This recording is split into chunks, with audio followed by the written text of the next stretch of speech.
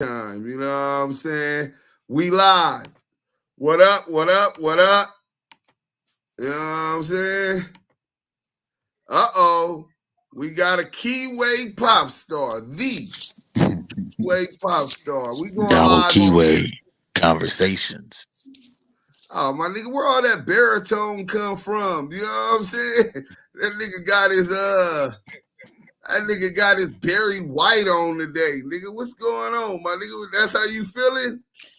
Yeah, man. I'm in the I'm in the doctor, so I'm, trying to not be too loud. Oh, okay. Well, yeah, we don't want you to be too loud, brother, but we got the content.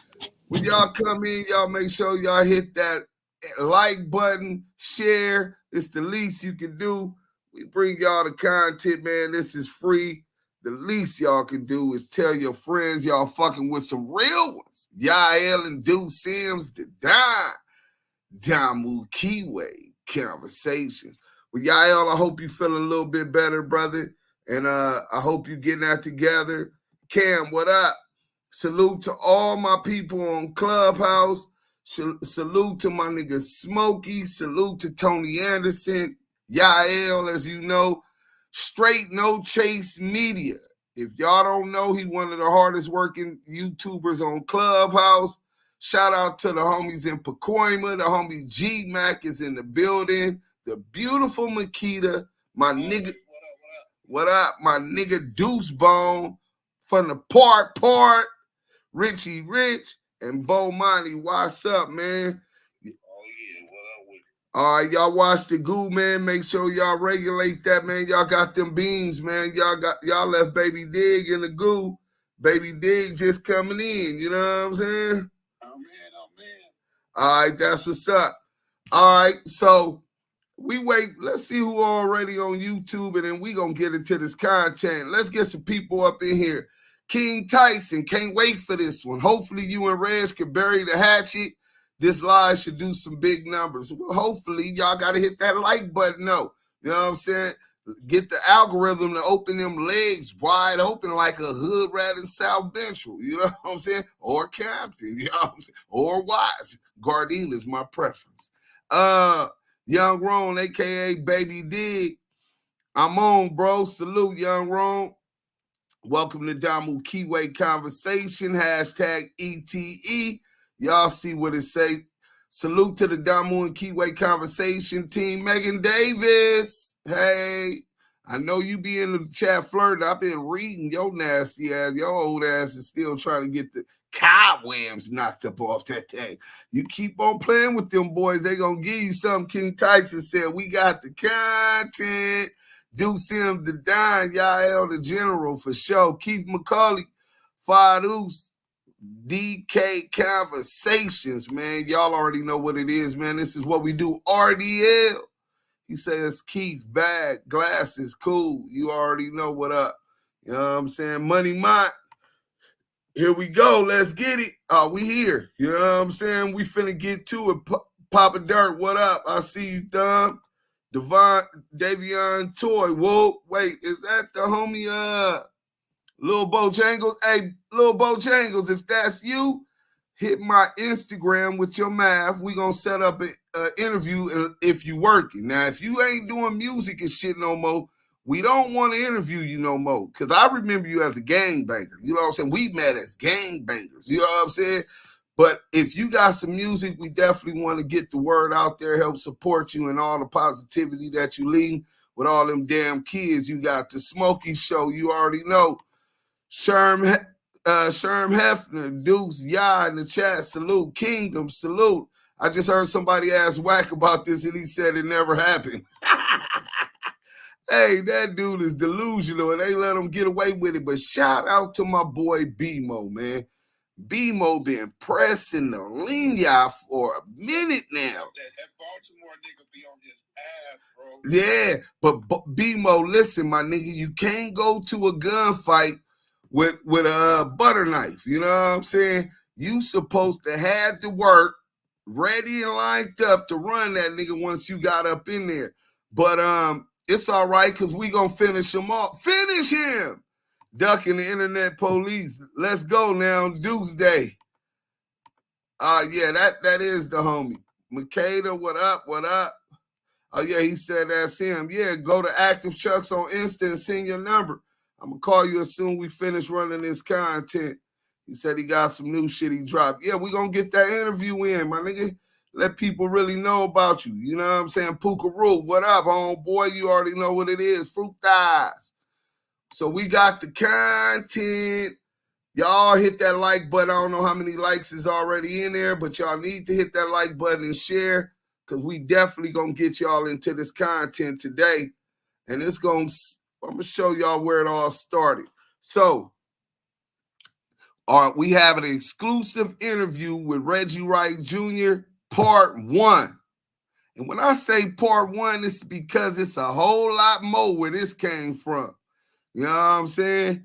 So, I had a call. Shout out my boy, Scandalous Los Angeles TV, the motherfucking GOAT. Shout out to the Henny Gang. Henny Gang, gang, gang. Shout out to Smoked Out TV, my nigga Simply. You know what I'm saying? But me and Scandalous got on with Reggie Wright Jr., and we gonna get into it. But the reason we got on with Reggie Wright was because the nigga said this. Let's take y'all back on how this all started. You know what I'm saying? Give y'all a little backstory, you know what I'm saying? Because Reggie was on some bullshit. Let's go. All right, boom, we on here.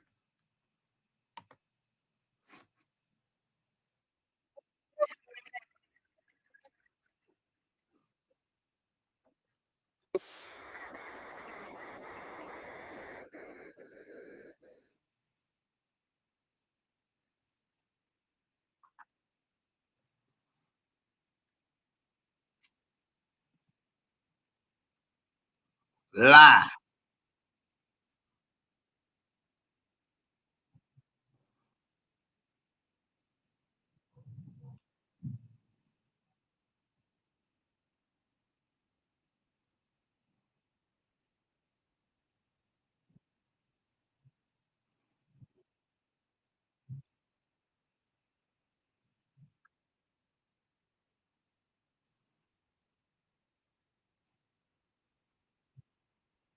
Lie. Kidnap.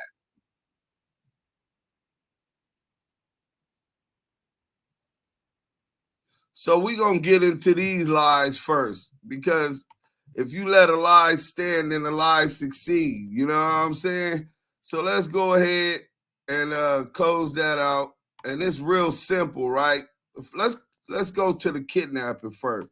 So what we do, we type in Lamonte Sims, because that's my nombre. You know what I'm saying? Lamonte Sims Sr.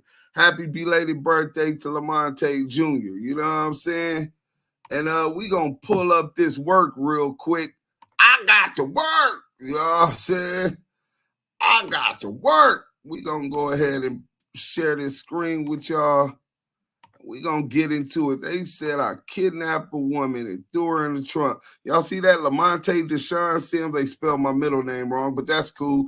DMV do the same thing. All right.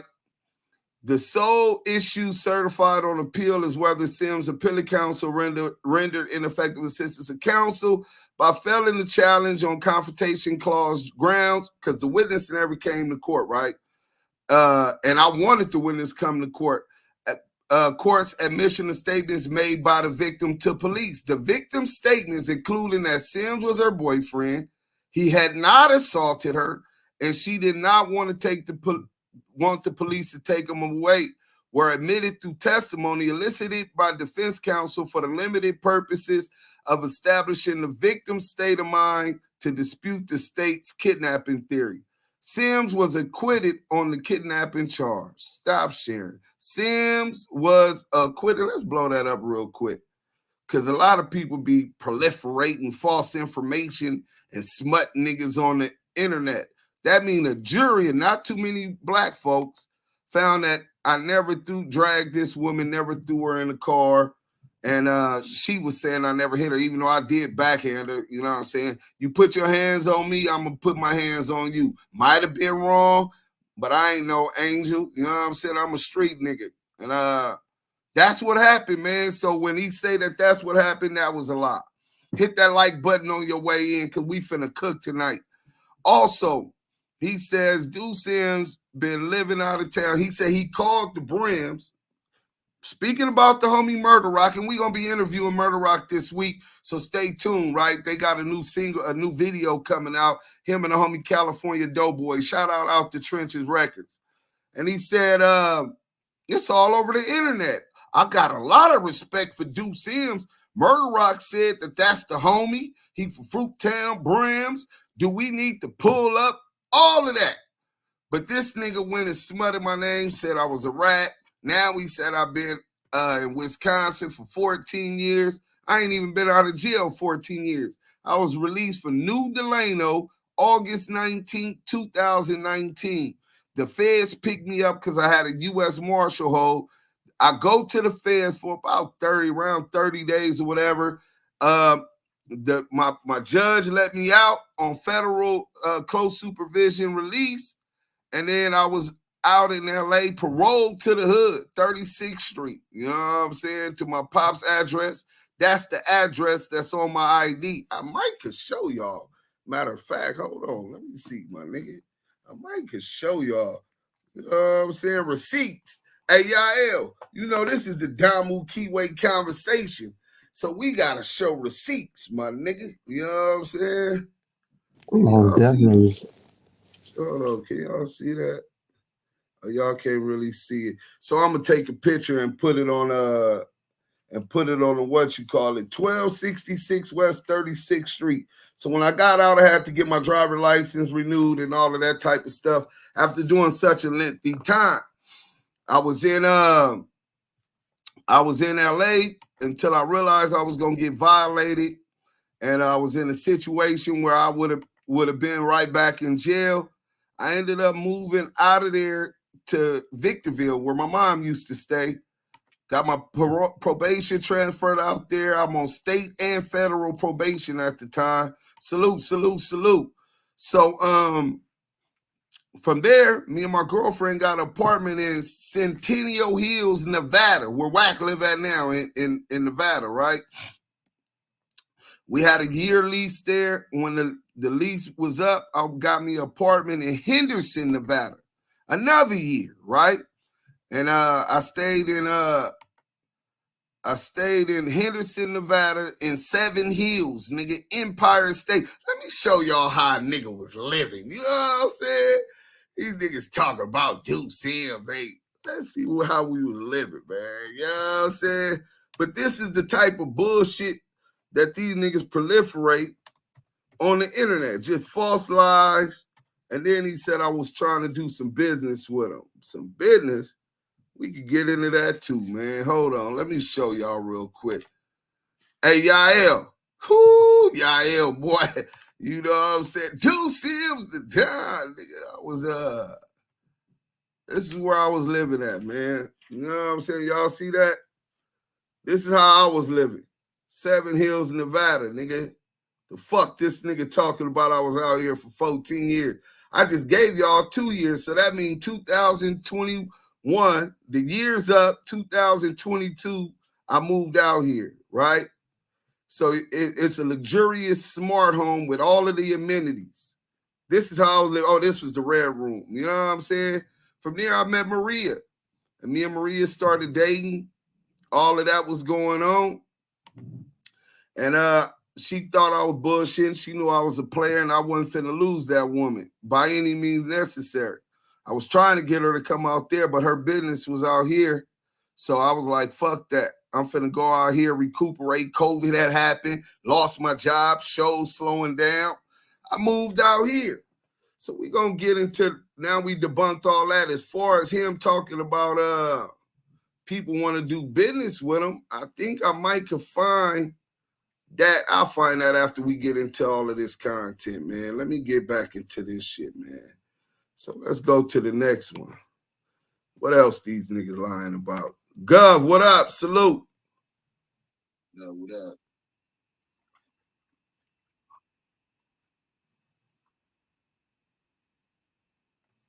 No, he threw this girl in the trunk of a car. He kidnapped. That's some kidnapped shit. And he beat her, threw in the trunk of a car. So, I didn't want to do no business with him. Ever since then, he been on the whack campaign. I ain't never seen this nigga, met this nigga. This nigga live in Madison, Wisconsin. Fact. His girl take care of him. She on the Lash bar up there. Lie. I think she do on the Lash bar. Maria or some shit. Hispanic chick, she on the Lash bar up there. This nigga in Madison, Wisconsin, man. And then the nigga been screaming my name for 2-3 years. The less I say his name, the madder he get. So that's true. He didn't got me a bag though. He the one that got World Star, went to Big U to get World Star to put that shit up. Oh yeah, that was. He done got me a bag like a motherfucker. This motherfucker. So that's another lie. But I am in Madison, Wisconsin. Hey, hit that like button. Roxbury Kid, what up? Salute, salute, salute. And we got the exclusive. We gonna run the Scandalous Los Angeles content, and then we got the exclusive interview with Reggie Wright Jr. Part 1, because we gonna break it down. You know what I'm saying? Let's see what else these weirdos said before we get into the content.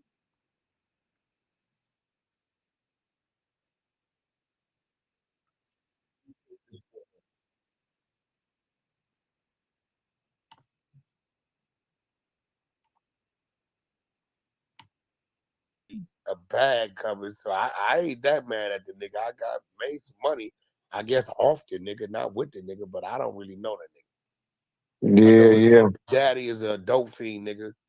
Some dope fiend nigga they call John Jr. Heroin addict, alcoholic nigga be in front of the liquor store ass type nigga. Man, and him. And his brother's a PC case named Booger Brim. He PC'd up on a 4-yard right now. The rolling 60s. Big U at the rolling 60s roll him up. With the nigga. This shit weird as a motherfucker. So let me break all this. Yeah, real talk. His brother named Booger Brim. Okay. I did some little research on him when I was about to go at him, and I heard he got it. He didn't got me. So Reggie said he heard that I got my jaw broke. Another lie. So let's start from the beginning. My pops hangs out in front of the liquor store. False. My pops is a crackhead. No, he was a crackhead, but he been sober since 2003, right? He a gangster, though. Way more gangster than this pussy. Big U rolled up my brother. Big U never been in the penitentiary with my little brother. My little brother, he got rolled up. And first of all, can't no Crip roll no blood up off no motherfucking yard without the Bloods having something to say and do with it. So this bitch ass nigga he just popping it, right? Booger rolled it up because he was through with the gang shits. He's no longer Booger Brim. His name is Brandon Sims, or Booger, which is his family name. I named my little brother that. You know what I'm saying? And as far as me getting my jaw broke, where? Who? When? Nigga, bring some niggas say that they ever put their hands on me. Well, first of all, if it was a DP, I ain't never got DP'd in my life. Salute to Hoover Stomp. I see you out there, Stomp.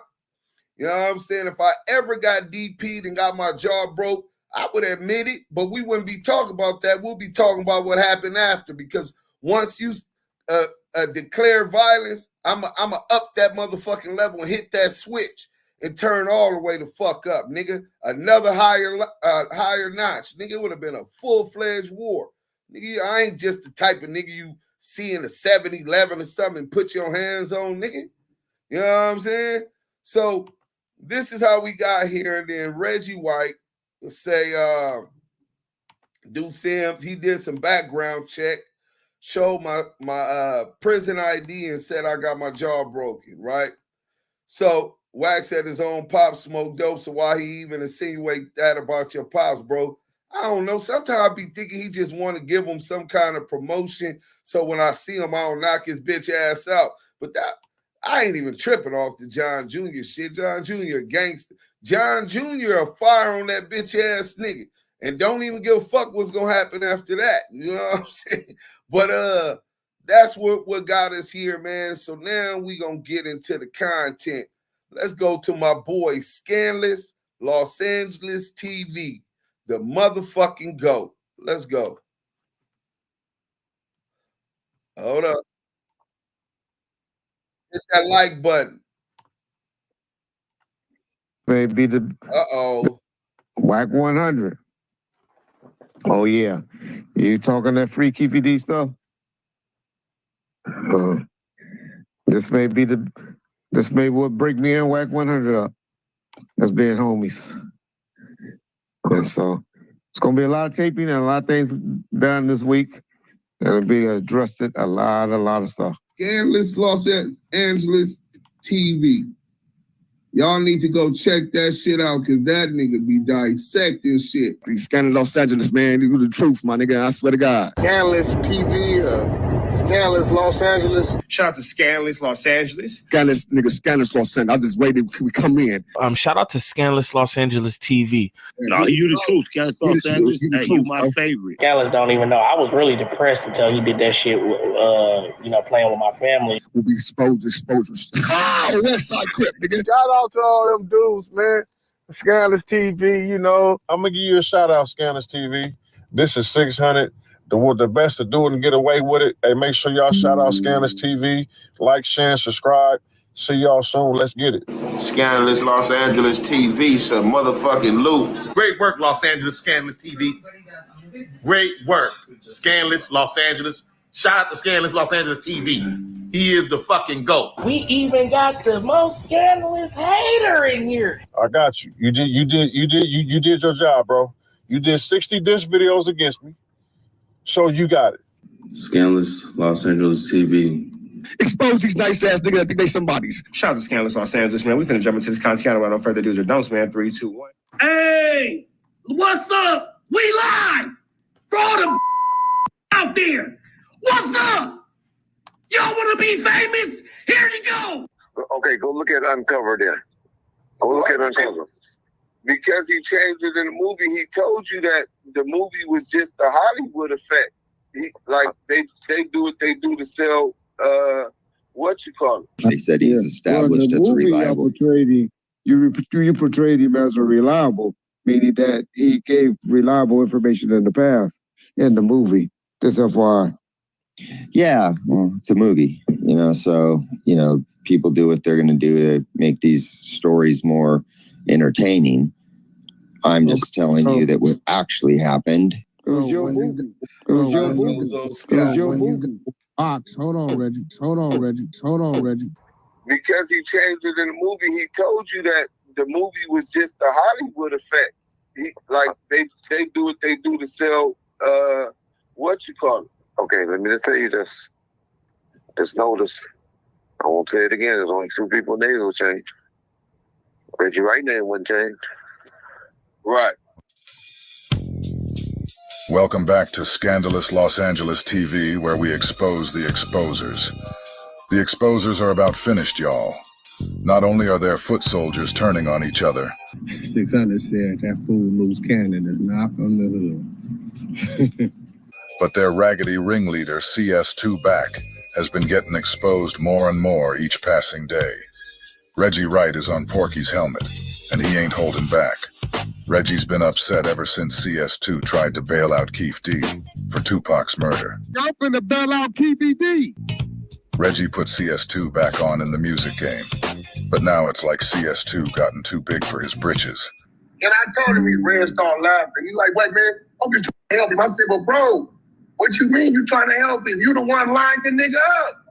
You know this Reds don't fuck with me, as he know I know. You know what I'm saying? He bagged up.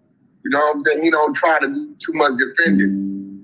But if he do too much defending, then he want to defend himself. You know what I'm saying? Nigga, I know what's going on. And his crew of rainbow rats disrespect Reggie on YouTube. Now Reggie's getting the last laugh.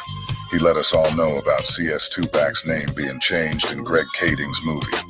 And that's got CS2 Back shaking like Freddie Roach. Ever since then, Porky won't even talk to Deuce M's on Clubhouse. Earlier today, he created a room with Chuck from Death of the Clout Chasers, using Deuce's name, but blocked Deuce from coming in. If that's not Oscar Mayerish, I don't know what is. Hey, yo, can you drop your beam real quick so somebody can get in the room? Oh yeah, they What up, saying Deuce trying to. They saying that little nigga Deuce trying to get up in here. They talking about they got him alive. Who is Deuce? So this nigga just told Reggie Wright. This is after he told Reggie Wright about Deuce Sims. Hey, who is Deuce? Hey, who is Deuce? Hey, little nigga. Hey, you a little nigga? Hey, listen, my nigga. I don't have no small man. I've been knocking out big niggas all my life since a teenager. But look, you ain't knocked me out on power. You ain't did shit. Because you've been running CS2 back. Yeah. You know what I'm saying? But you can't tell about my name, where I live, where I'm from, my brother name, my daddy name. My daddy hangs in front of a liquor store, his drug habits, and then talk about who is Deuce. Y'all got my name up in the title in the room. I come up in there, trying to come up in there bolo, nigga, because I got the truth on my side. You feel me? I can't lose. And this nigga, who is Deuce? And then you hear the little female, bro, I don't know if this nigga want to be my girlfriend, bro. I don't like man butt. Nigga, you need to find your sexuality, nigga. But I do. That's my bitch. Hey, that's my bitch. Leave him alone. First, he was trying to live through Corey King, a blood from New York. Then he started trying to live through me, a blood from LA. This nigga want to get put on the B. I think the Crips need to politic and see if this nigga really from Grape Street, man, because I'm thinking he ain't from Grape Street, my nigga. He ain't brought out one nigga in 3 years to verify he was from Grape Street, my nigga. Hey, Deuce, don't talk about me like that. Don't talk about me like that. All right, I'm from 280. I'm with the general. Nigga, you went for 280 when Gaga pulled up on your bust ass. He didn't pull up. He pulled up in New York. I'm in New Jersey. No, he I'm in pulled up in 280 zone and told you he was coming weeks in advance. Talking about Yeah, I don't Let's get back to the content because we got a lot of content. take the stage with you. Going in tonight, hit that like button. This is Porky's newfound approach when Deuce comes into the room. He gonna do repeat the same shit he been repeating. Why would I take the stage with him, Fox? For what? He got some questions for you. He ain't got no questions for me. Man, if that nigga. Yeah, we ain't got no questions. See, here go the thing, bro. Y'all just heard it. Bro, if we at where we at, my thing is me and you, we don't say nothing to each other. Let the violence speak. I'll be like, bro, why are you still talking? Stop talking. CS2 back and Chuck from Death of the Clout Chasers literally chase Clout by putting Deuce's name in their clubhouse room title. When Deuce shows up to the room, they block him. After Porky blocks him, he tells him to stop talking. Porky makes a clubhouse room about him and even puts his name in the title, then accuses him of alerting the people. That's COINTELPRO at its finest. Don't talk. I've been saying this for years. Is that serious? Stop talking, bro. You alarming the people. I wonder how R&B feels, seeing her pit poodle porch monkey tuck his tail like this. He know why he talking. Nigga knocked on that thing up that last bar. Like, bro, stop talking. Well, that's the first lie he tell. So you cloud chasing with my name in the chat in the title and don't let me in, right? Niggas in there talking about me. I'm coming in there and see what's going on, right? And now you talking about the reason I'm saying something, because I'm talking about your paperwork. I ain't said nothing about me boo-bopping your bitch ass when I see you, right? All I'm talking about is your paperwork. So who's really want to notify the people? You know what I'm saying? It's time for other topics. Oh, no, this is some other Reggie Wright stuff. I get you, though. We got a gang of it. Let's get back into it. There's no need for us to talk, Fox, for what? We are at a point to where it's gotta be that. Well, why you still want to talk? Niggas ain't gonna That nigga coming trying to get some clout. That nigga ain't getting no clout. No, but Ghost, you understand what I'm saying? Okay. We already, nigga, no, let's let everything wash away and all that. There's no need for us to talk. It's where it's at. I gave him a pass because the homies hollered at me. I could have sent him to a funeral by his daddy because he hanging over there at the liquor store. Whack, man, this nigga was way over here. Woo, woo, don't.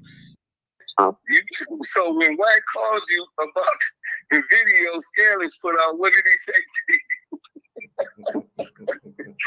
No, he ain't called me yet. He just like, this how we doing it now? Or something like that, but you know, that's all. Oh, so Wack in his wait, he text you that, or he just he just text me. You know, he just went, is that you doing? Is that we doing each other now? Yeah, I didn't know what he was talking about to my boy Bob Gotti sent it to me. Listen, we didn't edit nothing because yes, you did. You played it 2 or 3 times and you edited out the part where I said, when I said, but he's not knowing, but Greg Kading. No, you said that we edited, you said it, but Scandalous said it himself. He said, Greg, yeah, I didn't listen to it all the way. I did edit the video the other day because I wanted to make my point, but I did make sure to say exactly what Reggie told us. And I also made sure to include him saying it as well. There was more than one phone call. There were 3 phone calls in total, and I was on all 3 of them. The first phone call, Reggie told us that he asked Greg and Dupree if CS2 back ever worked as an informant for them. He tried to act like he couldn't remember Dupree's name, though. At any rate, Reggie said he asked them if Porky worked as an informant for them, and Reggie insisted that Greg and Dupree emphatically tried to convince him that, no, he did not. And I asked them that, but like I have always told you, that they have always told me, emphatically told me that Wack 100 was never a snitch or an informant on anything regarding that case, regarding Suge Knight. So Reggie said that Dupree and Kading said that Wack was never an informant. So that shows you guys that I made sure to include everything Reggie said. You know what, you right, dog. All right, cool. He ain't never said nothing to me when he was on the floor. You right. I'ma respect that. Stop talking. There's nothing else to bring your ass on back. You just was back. You didn't go on there and say, Wack, I'm woo-to-woo-to-woo, pull up. Tell niggas where I'ma be all the time. No, you notice they don't tell me where they gonna be. I definitely don't tell Bed people go and then wait 3 days and then post it. Stop talking, nigga. Like, there's nothing to talk about. What is it to talk about? You're trying to prove a point that you can't prove. The point you're trying to prove I've taken is disrespect. So we gonna deal with it like that. Nothing to talk about. It's right. Not to me. He made it a full-time job. Like, because my thing is this, right? Like, all right, we can have our differences. You know, we could be cordial, we could be in a room, all disrespectful. And because a lot of people, they get like, oh, Stan, you be talking to Wack, man. Well, it's like, bro, we not disrespecting. We grown men, and we on the internet. Like, and then peep this, Ghost. Peep this, Ghost. You've been right over there with the nigga. Have you said, hey, bro, that's civil RICO? Nah, you been right over there with the nigga. What got a RICO? What are you talking about? Does it say we'll get into that this the week people too. versus Cass Jones? That's when Wack got a RICO. Funny how Porky wants to talk about the RICO with Chuck, but refuses to let Deuce in the room so they can talk about it. Look, I knew dude was burnt out when he started co-signing Biggie. I said, damn, bro. Like, so you going first, you said, nigga, now you go get cool with the niggas. He don't even realize he in the... I can't co-sign no motherfucking body. Baby Eminem, Tiny Eminem, Young Eminem, and a whole bunch of other niggas that I put on. But these niggas I'd have met on the internet or met in 2023, 2024, nigga, Big U don't need no cosign, nigga. Big U name speak for his motherfucking self. This is a nigga from Jersey, bro. Stay the fuck out our politics. You don't know nobody involved. Nigga, you never met your bitch ass could have came to the back to school supply and drive in Vegas. We invited you. You niggas all had tickets, but your scary ass didn't even want to come. Then you turned it down with God. But you in our politics just want to be heard. Nigga, this was never UOD. Nigga, this was Damu Kiwe Conversations, nigga. An extension of Active Chucks. Dumbass nigga. I've been Active Chuck since 2003. Let's go, man. The trick bag because he don't know how a dude play, nigga, regardless. We ran together 18 years, nigga. Porky said Deuce is in a trick bag, as if he's unaware of the trick bag that Deuce has him sitting in currently. He refuses to let Deuce in the room because of the trick bag that he knows he's in. Reggie coming out and exposing him makes it even harder for him to get out that bag. I know him. If you think Big U didn't hear what that man said about it, he gonna use that nigga for what he gonna use that nigga for. He gonna invite that nigga down to something one day, and he gonna go to the bathroom, and it's gonna get weird. That's a fact. He ain't letting that ride. Niggas say what they want. He may not get out there in the middle of the street with it, with that type of with the gunplay. That ain't what he do. But he's an expert at lying a nigga. And don't think, nigga, me, Lou 600, Deuce M's, or any other nigga who done ever spoke against him, nigga, if he can get you comfortable, he's gonna line you. I done helped him line a bunch of niggas. And this a fact. And this bozo ass nigga so caught up on, we doing business. Yeah, okay. That's a real 60 Crip for real. And you a real brim. You niggas is enemies by nature. And you think, nigga, he didn't hear that shit? You think his homies ain't cut. This is why he's scared to do sin. Listen. We doing business. Yeah, okay. That's a real 60 Crip for real. And you a real brim. You niggas is enemies by nature. That's a real 60 Crip right there, and you's a real brim. That's why that bitch ass nigga scared of me, nigga. Top of the motherfucking food chain, LA Brims forever and a day since 1968. Before the Crips and Bloods, nigga. That's why he know, nigga. He know about the pecking order. Let's go. And you think, nigga, he didn't hear that shit? You think his homies ain't cut? You hear with this nigga? You, man, listen, I'm gonna use this nigga to do what I need him to do, and you know how I go from there. He's the dummy. He's the dummy. We gonna look up, and we gonna hear something weird happen over there on the side street. Dummy. I know the nigga. He know, I know him like he know me. Straight up. Very well. We didn't plot, plan, and execute it on both sides. Red and blue. Hey, on the phone. What up? What's going on with you guys? Oh, man, I got one question. I see the link for your live this week. I'm not even tripping off that. What did I actually do? No, you said in next week, and that was last week. I wait a minute. What lie? I thought you got it, shit. I thought you put it up. Something you put up yesterday. You probably got Wacko mad at me and shit. You probably got Wacko mad at me and shit. You probably got Wacko mad at me and shit.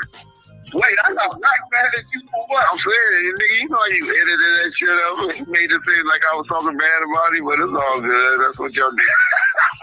Hey, that's what y'all do. Well, Ray, you. One thing I know about you is how sharp you is. So you know what my intentions is, and you just put enough out there to whip him back into submission because he was acting out with Luke Cannon and them. And you put him in the game, man. He gotta have some more respect. Yep. Y'all hear Reggie laughing? So I guess y'all done found how Reggie Wright played chess and not checkers, huh? Well, I had to teach my boy Wack 100 a little lesson.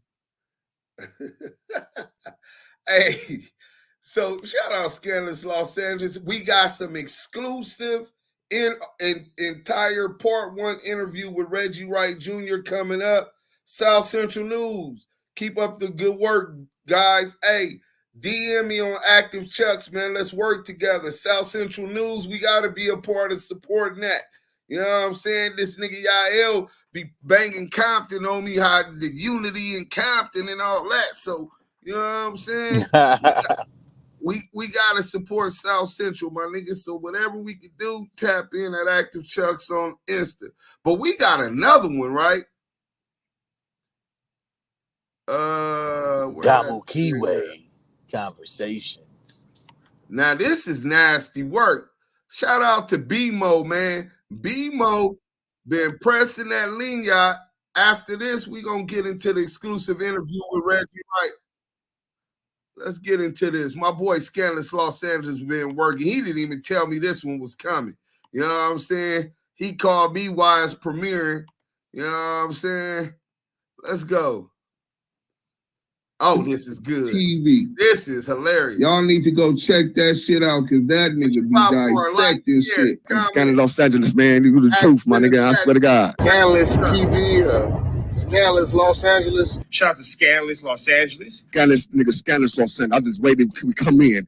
Shout out to Scandalous Los Angeles TV. No, you the truth, Scandalous Los Angeles. Hey, you my favorite. Scandalous don't even know. I was really depressed until he did that shit with, playing with my family. We'll be exposures. Oh, West Side Crip, nigga. Shout out to all them dudes, man. Scandalous TV, you know. I'm gonna give you a shout out, Scandalous TV. This is 600. The best to do it and get away with it. Hey, make sure y'all shout out Scandalous TV. Like, share, and subscribe. See y'all soon. Let's get it. Scandalous Los Angeles TV, some motherfucking loot. Great work, Los Angeles Scandalous TV. Great work, Scandalous Los Angeles. Shout out to Scandalous Los Angeles TV. He is the fucking GOAT. We even got the most scandalous hater in here. I got you. You did your job, bro. You did 60 diss videos against me. So you got it. Scandalous Los Angeles TV. Expose these nice ass niggas that think they somebody's. Shout out to Scandalous Los Angeles, man. We finna jump into this content without no further ado or don'ts, man. 3, 2, 1. Hey, what's up? We live for all the out there. What's up? Y'all want to be famous? Here you go. Welcome back to Scandalous Los Angeles TV, where we expose the exposers. Looks like the bully from Baltimore caught CS2 back slipping like a bad transmission again.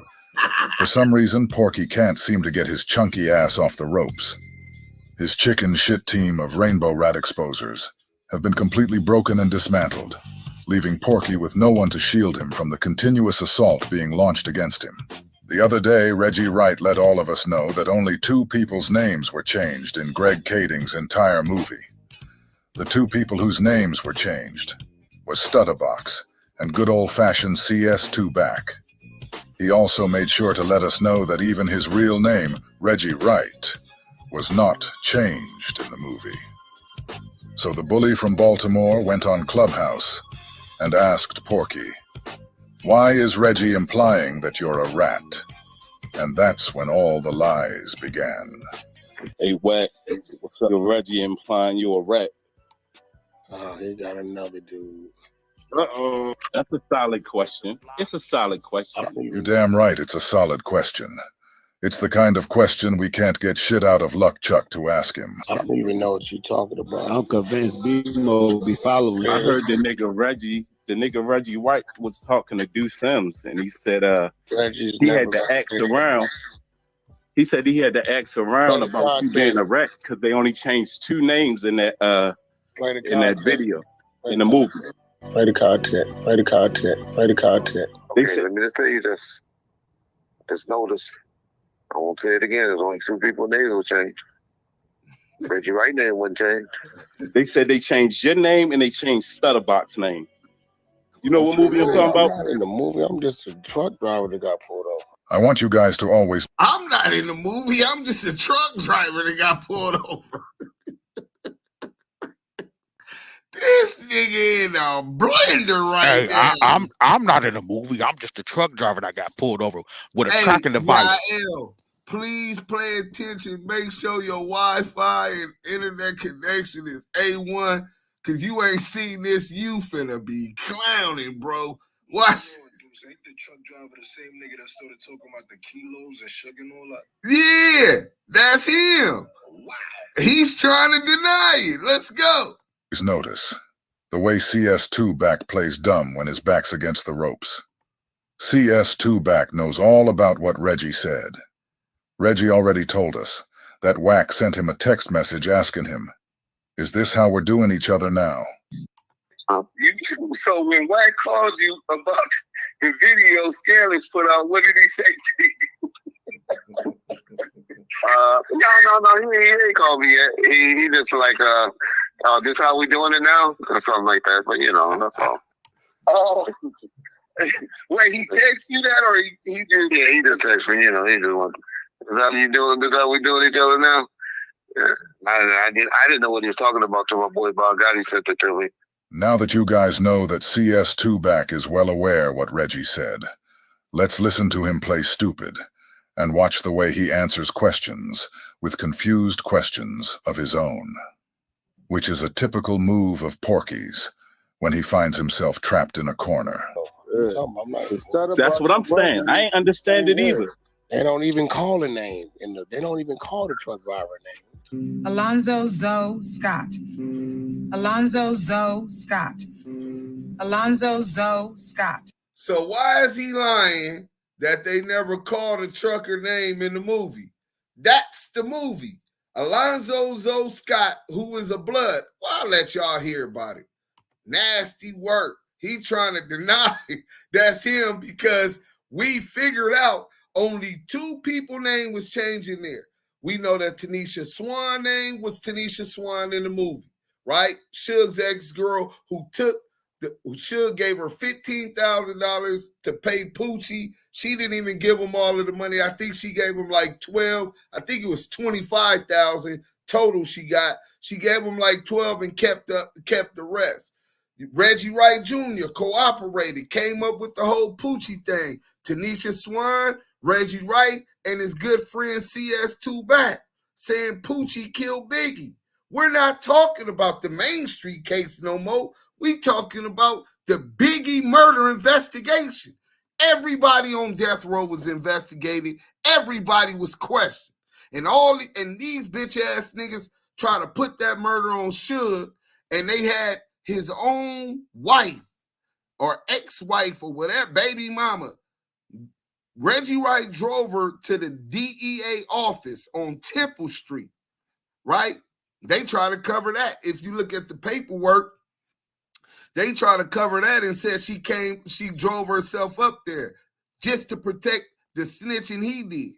So they made this movie and they try to protect the snitch's name, namely Cash Jones, because he a 137, and Stutterbox name, right?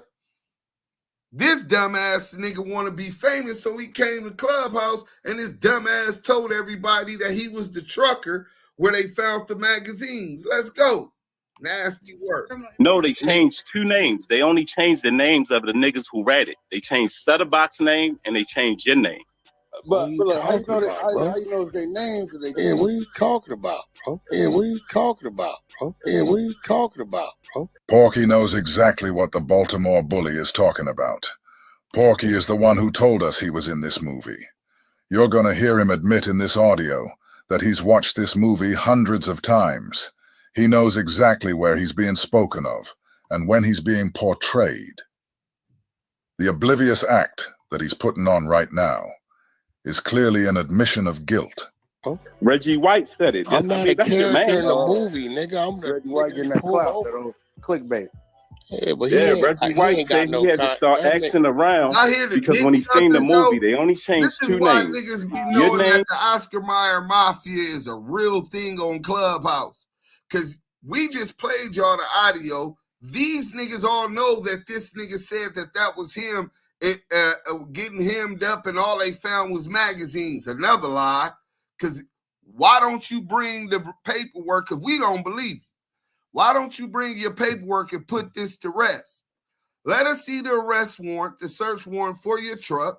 Let us see the arrest warrant and the search warrant at your house. Let us see what was confiscated, and let us see the audio when you talk to the feds on the federal task force with the LAPD, the sheriffs, and all of these people when you went and talked on that 64th floor. Why was you talking to Greg Kading and Darren Dupree, who are the heads of the Biggie Smalls and Tupac investigation on Suge? Nigga, why is you talking to them if they talking about you trying to sell some dope? Or they say you got guns in the house? Or they said that you're living beyond your means, which is not a crime. And remind me to Google that, Yael, so that the world can see he was lying in. Living beyond your means is not a crime. Let's go. And Stutterbox name. Okay, so what was the truck driver's name in the movie? What's this truck driver's name? What's this truck driver's name? What's this truck driver's name? What's this truck driver's name? What's this truck driver's name? Alonzo Zoe Scott. Alonzo Zoe Scott. Alonzo Zoe Scott. Criminal history is minor, but he has been linked to the blood. That's which arguably links linked to the blood. I forget what they changed it to. I never heard him ask his name. They pulled him up. He had about a 30-second roll. No. Let's go, man. Hey, look. Look in the beginning. He don't even know. Hey, bro. He ain't from LA. He don't know everybody who told him that shit. I'm telling you what the nigga Reggie said. He from LA. I'm not. Reggie is never going to insinuate that. You're lying. Come on, you ain't heard that? It's been all over the internet. Hey, You been paying attention? Cat, it's in the chat. The speedy shit. Okay, yeah. Oh, nigga don't want to talk about that. There's nothing That's to talk what make it about. suspicious. It make it suspicious when you don't want to talk about this shit. Bro, man. the truck driver in the movie didn't have a name. He just got pulled over for 30 seconds. All of us should be used to Porky's tactics at this point. Why does Porky insist that the truck driver didn't have a name in the movie? Remember when him and Beast were on Clubhouse screaming at Brick, saying his name Whack was not in the paperwork? When we all know that in the last paragraph of the paperwork, it says the Whack Boy. Now he's lying, saying the truck driver in the movie didn't have a name. This shows you that CS2 Back really is CS2 Back, and Greg Kading went out of his way to protect him. Now you guys understand why Greg Kading spoke so highly of Porky in his book. The Letterbox character was a real character, acted and interacted. He had a name. He had a name. Okay, then go get it. If you watch the movie, the nigga said I've seen the movie a million times. I've seen the movie a million times. I've seen the movie a million times. And if you go look at the book, Reggie said you're the truck driver that they're talking about. If you go read the book, dummy. I hope you guys notice the way CS2 Back is trying to steer us clear away from the movie and direct us to Greg's book. He was the one who told us that he was the truck driver in the movie. For some reason, he doesn't want to talk about the movie anymore. It's all about the book now. Remember when Whack started getting ahead of himself, thinking that he was bigger than the guy who put him on? And I told him, he ran, started laughing. He's like, wait, man, I'm just trying to help him. I said, well, bro, what you mean you trying to help him? You the one lined the nigga up. You know this Reds don't fuck with me, as he know I know. You know what I'm saying? So Whack is saying that Reggie is the one that lined Suge up because he took Tanisha Swan to the DEA office to talk to the Greg Kading and Darren. Well, she met with Greg Kading and Darren Dupree twice. Once at like a Starbucks or something, and they brought a tax person because I guess she was doing scams. She got a million different names, all kind of shit. So they using that on her as leverage. So they brought an IRS person one time. The next time they talked to her, they had a DEA agent and an FBI agent at the next two meetings. The last meeting was the one Reggie Wright Jr. Well, the third meeting. They might have met more than after that.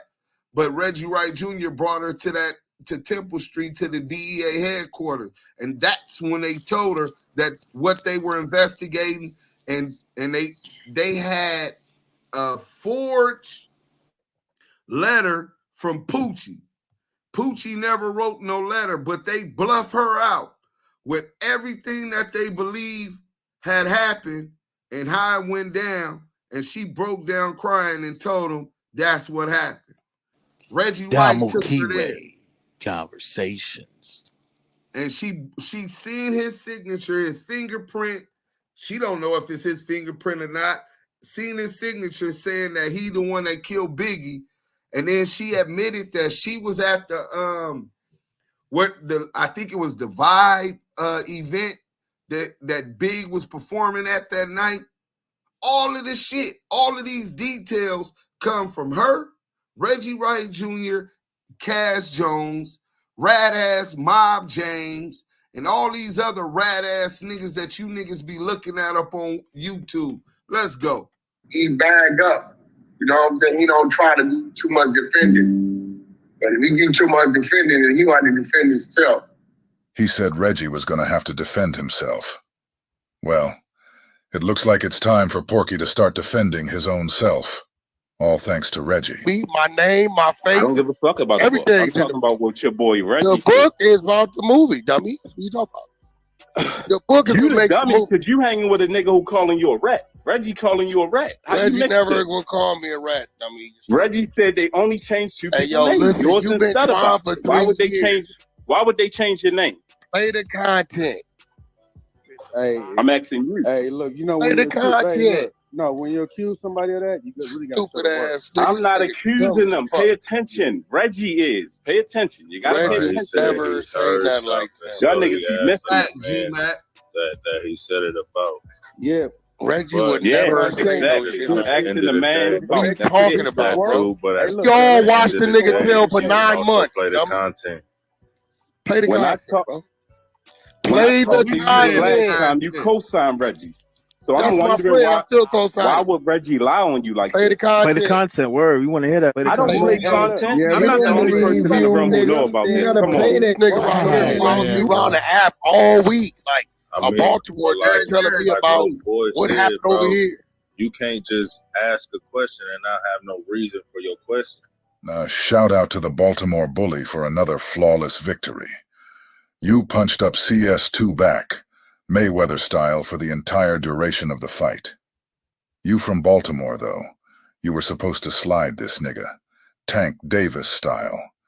He had his chin out there begging for you to take him out of his misery. Every time he asked you to play the content, he was begging you to put him to sleep.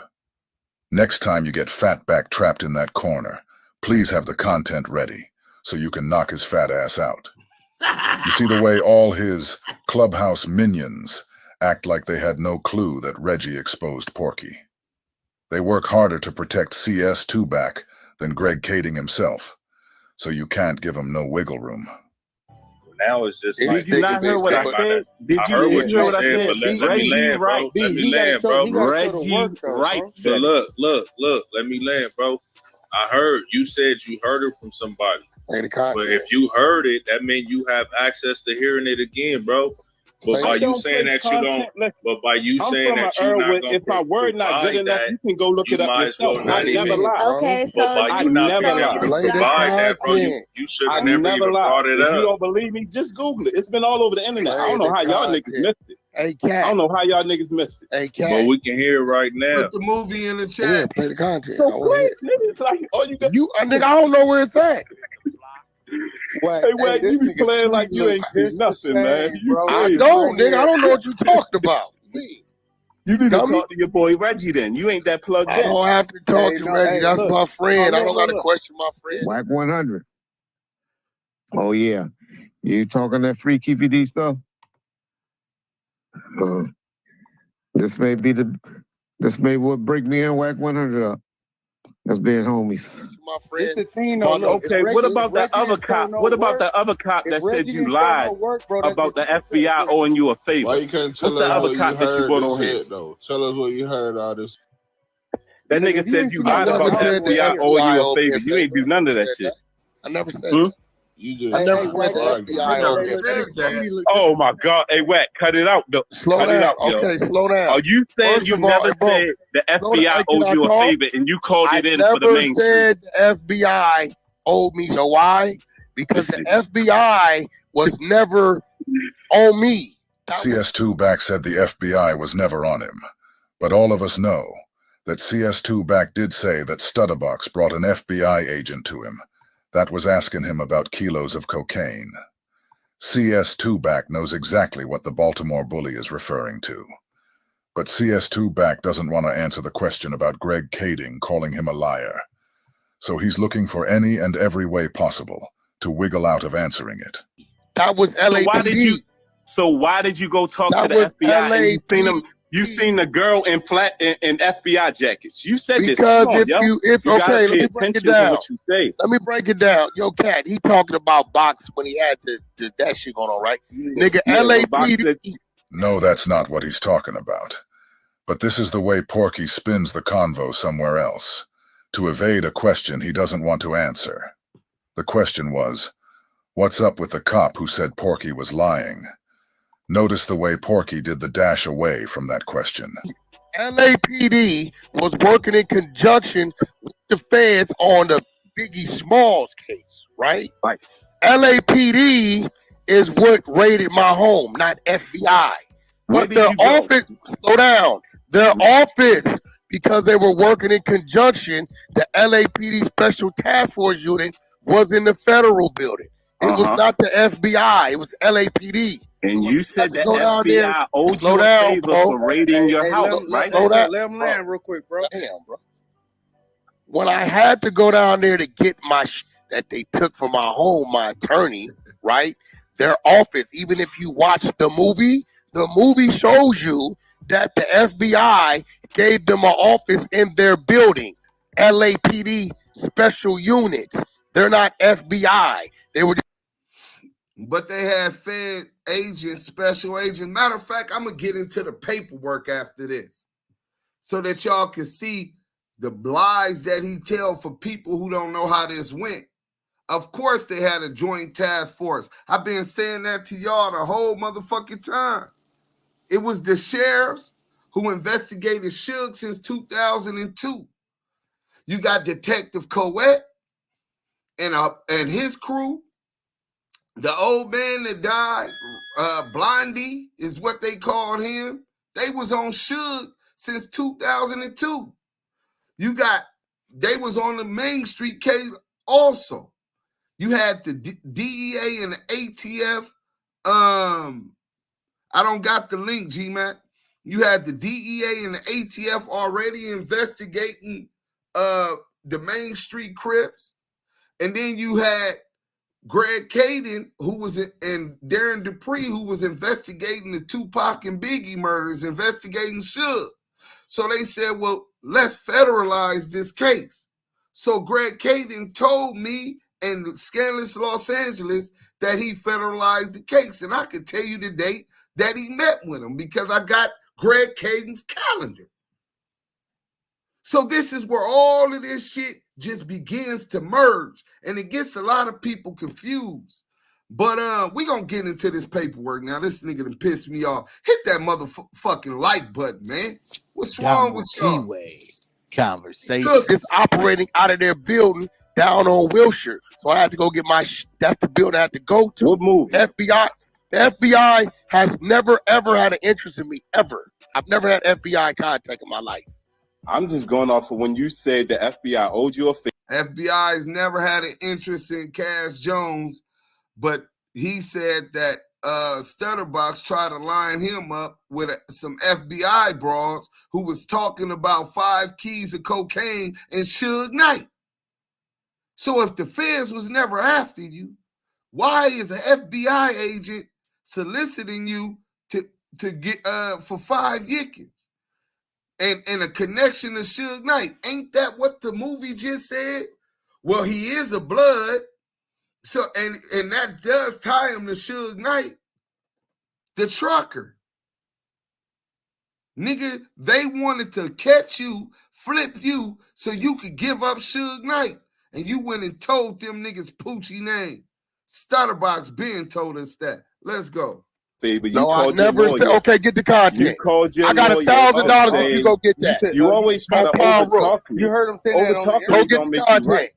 Hey, Wack, You know what you said. Hey, Go bro, get if the you ain't got content. no content, bro, This this nigga shit want I to gets never on, said I'm a grown man, yo. I FBI don't in need life. content. My word is I If you have got the never had content, dinner come at on here. so We damn gonna down in take my your life. word Look, for it, bro. If you ain't got the you don't content, have then to. you You don't wasting have to. time, What I'm bro. saying to you, I don't have to prove content. All you gotta do is All right, If you accuse a man of something, bro, you gotta come with some evidence. Anybody This can about any. This nigga ain't got nothing he say he heard. Yeah, Nigga but never. look, it sound like he listened to a whole lot of vlogs and shit like that. That's what he listened to. Yeah. This Yeah, nigga's he from came to Baltimore. argue, bro. He be following that man around the Follow me around all day is weird. Like, damn, nigga, you from Baltimore.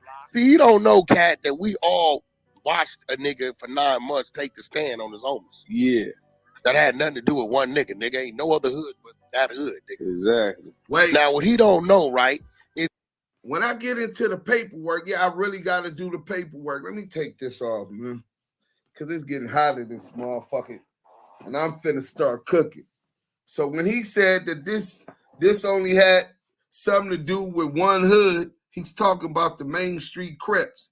So what I'm going to do is bring out the paperwork from the Main Street Crips after this, and I'm going to break it down, and we're going to do the interviews of people who are not Main Street Crips who were investigated in relations to that case. He can spin y'all, but he can't spin a real one. Let's go. if he hot, right, Cat, and he's calling you, yes, they're going to say he called this individual. His line is hot.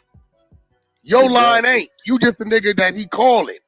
Yeah. So when these niggas see look, everybody he called, everybody, this stupid, dumbass idiot, in 6 months they send you a paper in the mail that say you was whoop-de-whoop due to that. Like, Yeah. what you talking about? Trust me, look, you know, nigga, we done been through certain situations. Look, But nah, he's a square nigga from Baltimore. He like, nigga, we watch this case. Nigga, every nigga watches a nigga for 9 months take the stand on all his homies. What? And I got some solid niggas from Baltimore though, man. My yeah, but this nigga ain't one. He live this there, nigga. This man. nigga's a. And then he just talks. I'll be like, okay, where the content play it? Yeah, he didn't put that in the chat, did he? He don't want to play it. He ain't got it. Bro, if he heard that, he's gonna copy and paste that and have it right in his little shit. Play it. You can't tell me about me. I have never in life been under indictment, questioning, cuffed, nothing with the feds in life, dummy.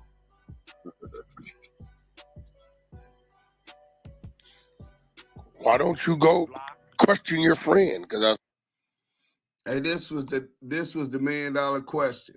Fat Daddy, you sharp. He said Kading gave the same story as Wack, how they freed 7 Main Street members. No, Kading later came back and said that's bullshit. Go on Most Scandalous Los Angeles or Scandalous Los Angeles TV page. When he interviewed Greg Kading, he said that's bullshit, right? That Wack was lying because Wack was trying to take credit because Wack was giving him information. So he said, what reason did Kading have to help Del Dog? Oh, he wanted Stutterbox dead so he wouldn't expose Wack, his best confidential source. No, Wack did help him close the Biggie case. You got to remember, the LAPD was under $100 million lawsuit by Viola Davis, Biggie's mom. So they got rid of Detective Poole. Well, they moved him off the case. They was already giving him a hard time. And then he mysteriously died in the office and have a heart attack. And they bring in the cleanup guy, Greg Kading, right? Put him on it. With this over there, if you watch the movie or the documentary, Greg Kading admits that the number one is messed up, but for the number one priority of the LAPD was to come up with a theory that could stick and get them off that $100 million lawsuit. So his priority is that. It ain't Shaq. It ain't Del Dog. It ain't Money Mark Stevens. It ain't none of the main streets that was on that case. It ain't Stutterbox, and it ain't CS2 back. So now once they catch Wack with the dope, or maybe they catch Wack doing illegal shit and fraud with his paperwork, or maybe they catch more than his girl's pistol in his house or in his truck, whatever they catch him with, or the females with the dope. Whatever they catch Wack with and on wiretap, the conspiracy to murder, giving up Stutterbox address to Del Dog. He gave them something that they valued a lot more at the LAPD and the FBI than Del Dog, than Shaquille O'Neal, and all of the other things. He gave them Poochie. He gave them 100 million reasons why they couldn't reveal his identity in the Main Street case. Because if Stutterbox takes the stand, they say, oh, Stutterbox lying. Bro, I done been through trial. A witness could testify and tell a lie. They're going to impeach the witness. The judge is going to give the jury instructions and tell them that they're lying about that, but that they can consider all of the other evidence. You understand what I'm saying? Greg Kading said he did not want Detective Coet to take the stand. He did not want these sheriff officers to take the stand. You want to know why? Because Detective Coet said there was only one person arrested in this investigation, and that was Cash Jones. If Detective Coet takes the stand in the Main Street case, which he was the head of that case, then it's going to be revealed that Cash Jones was part of that investigation. It's going to be revealed what Cash Jones was caught up on. And then we're going to see that he never fought a case. We're going to see that they made all of that shit go away. That's why Greg Kading and Wack 100 is so tight. That's why Wack 100 is so sure that Greg Kading ain't going to expose him, because that would compromise the Biggie and Tupac case, and that would mean that Biggie mom would have ended up getting $100 million. So great question. You was a little off on some of the facts, but you definitely got it, because that's the $1 million question. Let's go. That's my friend. I know he ain't gonna say that. What you talking about? He's from here. We all watched the nigga tail for 9 months straight. All of us, every nigga down here. We got it. You'll never see me in nobody's paperwork being cuffed, arrested, charged, arraigned, nothing. Niggas mad at me because a nigga with a hot phone called me. I can't control that nigga. They raided your house. Why didn't they find? The nigga said they raided your house. Why didn't they find nothing? What are you talking about, bro? Your wife had a legal gun in there. Okay. You're an ex-convict. Okay. Ain't nothing wrong with having legal weapons around. Yeah, but Cat, you know I'm a little smarter than that. Cat, even if you're listen to me. Cat, listen to me. You missing the point. I ain't had California ID since 2003, bro. Man.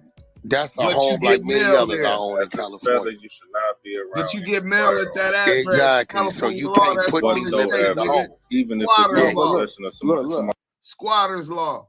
California, all it takes is for you to get mail at that address, nigga, which I know you did because you said they went and took your files and you were getting mail at your home, nigga. That's all it takes, nigga. And as a felon, they gonna put that pistol on you, nigga. That's why they had your wife in handcuffs, nigga. Let's go. And it wasn't just one pistol that your white father gave her. She's a fucking probation officer. Nigga, you got caught with multiple pistols, because if you claiming that you supplying Crips with guns and you supplying Big U with guns, if we believe that, then we gotta necessarily believe that you're gonna protect your family with more than just a pistol that her father gave him. Let's go. Somebody else possession. You can't. But Cat, you missed the point. You missed the point, Cat. Everybody don't get that, bro. Cat, you missed the point. You can't put me and living in no home in the state of California because I'm not a resident of the state of California. Yeah, I ain't got no California I'm ID. not stupid. All right. Listen, my diesel at the time, guess what kind of plate it had on it? Oklahoma. Guess what my license was then and even today? Oklahoma. So whatever you find in that California home that's legal and registered to the woman who all the utility is, and that's who's staying at home, that's that woman. And I don't receive no I mail ain't there. seen no work on Nothing. milk. You understand me? Don't do milk like that. These niggas is slow. You don't gotta They like get them, but don't put a smear campaign on them. Yeah, I think that's what my nigga B was trying to tell him, man. He wouldn't let B land. Play the content, niggas. Man, let me tell you something. Any nigga got any content on me, they're gonna play it. They've been praying for my downfall. I beat my chest and talk the shit I talk because I know I'm clean. Nigga, play it. What you wait? Play it. What you waiting on? Nobody's gonna wait to play nothing on me, bro. Nobody. Your friend Reggie? Yeah, that's my friend. I talk to him every day. Why did he play it? I don't think Who's Reggie? You talking about the security guard nigga? He talking about Reggie. This nigga said, ain't nobody gonna have the content with Reggie Wright talking about me and Hody. Nigga, I done had this shit over a week, you dumbass nigga. Don't you know that we got the content? Nigga, this is part one, you dumbass bitch ass nigga. Nigga, we interviewed Benzino last night. Oh, Benzino, we got that work, nigga. We gonna flame your motherfucking ass tomorrow too. So I hope you passed the test, because I kind of liked it, you. But if you read it, you getting cooked. Nothing personal, nigga. But you came on here talking about you was a street nigga. So I'm going to hold you to that standard. But yeah, we got the work on Benzino. I ain't read it yet. But Yael seen some of the shit, and he told me the nigga's a rat. So we going to get into that tomorrow. We got other interviews coming up. Shout out to the homie JM, huh?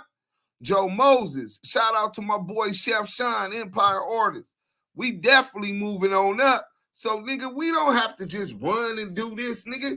We pick and choose, strategize when we hit your bitch ass. Let's go, man. Reggie Wright. Yeah, Reggie ain't. Yeah.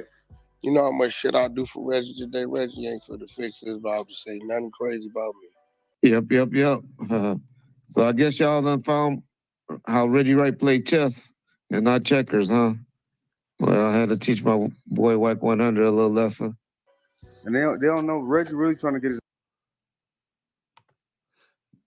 Foundational Black American. You're 100% right. It has not been totally solved. They took the win with knowing who they believe killed Biggie. This is the line that they pushed, got off the lawsuit, but never charged Suge Knight when they're saying Suge told Tanisha Swan to do that. So they believe, the investigators believe that they know who did it and everybody involved. Just go watch the documentary. You're going to hear Greg Kading say that, bro. Reggie Wright was just talking about they don't always want a conviction. They just want to be able to understand what the case is about and know who was involved. And if they don't have enough evidence that they feel to prosecute, so what? But good point, bro. It ain't closed. You're 100% correct. Because now he internet famous, low key. Man, I do business with Reggie's wife and everything else, bro. Who do you think expunged my record? Right. His wife. That's what she does. I found the thing where it said that Reggie White said that, let me see what it said. I'm gonna go back to YouTube. Because the clickbait. I ain't gonna lie to you, bro. I don't know how to. You gotta play it. So I put the link in the chat. I did. I copied and pasted it and put it in the chat. It say Reggie White said he believed that Rack 100 was an informant. That was the title. Bro, Reggie, bro, that's Duke, bro. And they talk every other day. That's Duke Fields with clickbait, bro. I don't. Man, I didn't look at it. I don't know. Hey, he said that's Deuce Sims with clickbait. Deuce Sims put out fake paperwork. No, you bitch ass nigga. I sold you a fake RVR 115. Nigga, worked you up out of 2000. Shout out to Diamond the Sniper, nigga. Me and Diamond ran the play on you. Your bitch ass has a responsibility to verify that the RVR was correct. Yo dumb ass didn't know how to do that. Was so excited that you could smut a gangster, nigga, that you ran to the internet without checking it. We didn't publish it on the internet. Nigga, we put it in your hands. You paid and your bitch ass went to the internet and all of your fuckboy ass YouTubers ran it, fucking up their credibility, nigga. Let's go. Clickbait. Nigga, we playing this shit now and I got more than that. Let's go. Click the video, he pop up. He the first. Okay, let me just tell you this. Just notice. I won't say it again. There's only 2 people names will change. Reggie Wright name wouldn't change. It's on the phone. What up? What's going on with you guys? Oh man, I got one question. I see you didn't see the link for your live this week. I'm not even tripping off that. You didn't ask me to. No, you said in next week, and that was last week. Wait a minute. What lie? I thought you got it, shit. I thought you put it up. Something you put up yesterday. You probably got Wacko mad at me and shit. You probably got Wacko mad at me and shit. You probably got Wacko mad at me and shit. Shout out Scandalous Los Angeles TV. So we gonna close that off. And then I'm finna get into this audio. And then we gonna get into the work. I definitely got the work.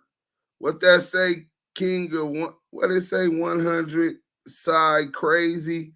King Guap, we got a dick sucker up in here. Let me show y'all how these niggas hold on to rat's nuts and shit. Come on up here, King Guap.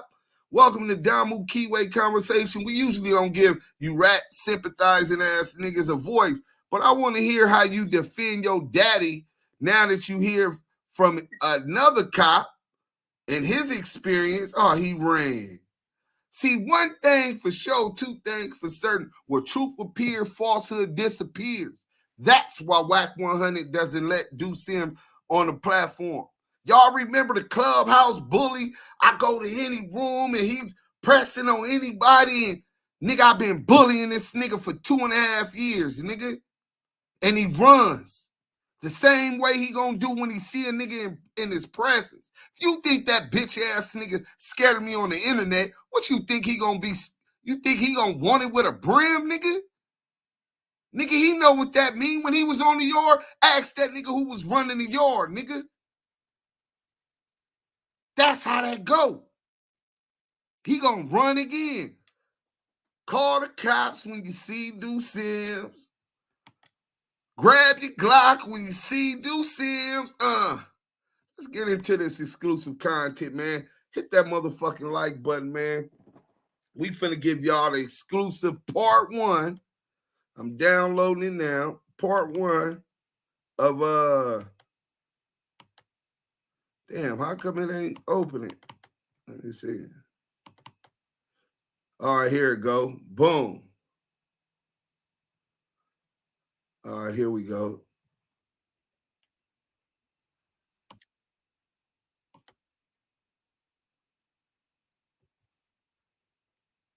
In your live this week, I'm not even tripping off that.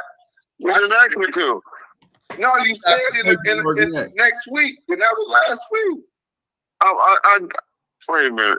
What lie? I thought you got it, shit. I thought you put it up. Something you put up yesterday. You probably got Wacko mad at me and shit. You probably got Wacko mad at me and shit. You probably got Wacko mad at me and shit. Wait, I got Wack mad at you for what? I'm saying, nigga, you know you edited that shit up. Made it seem like I was talking bad about him, but it's all good. That's what y'all do.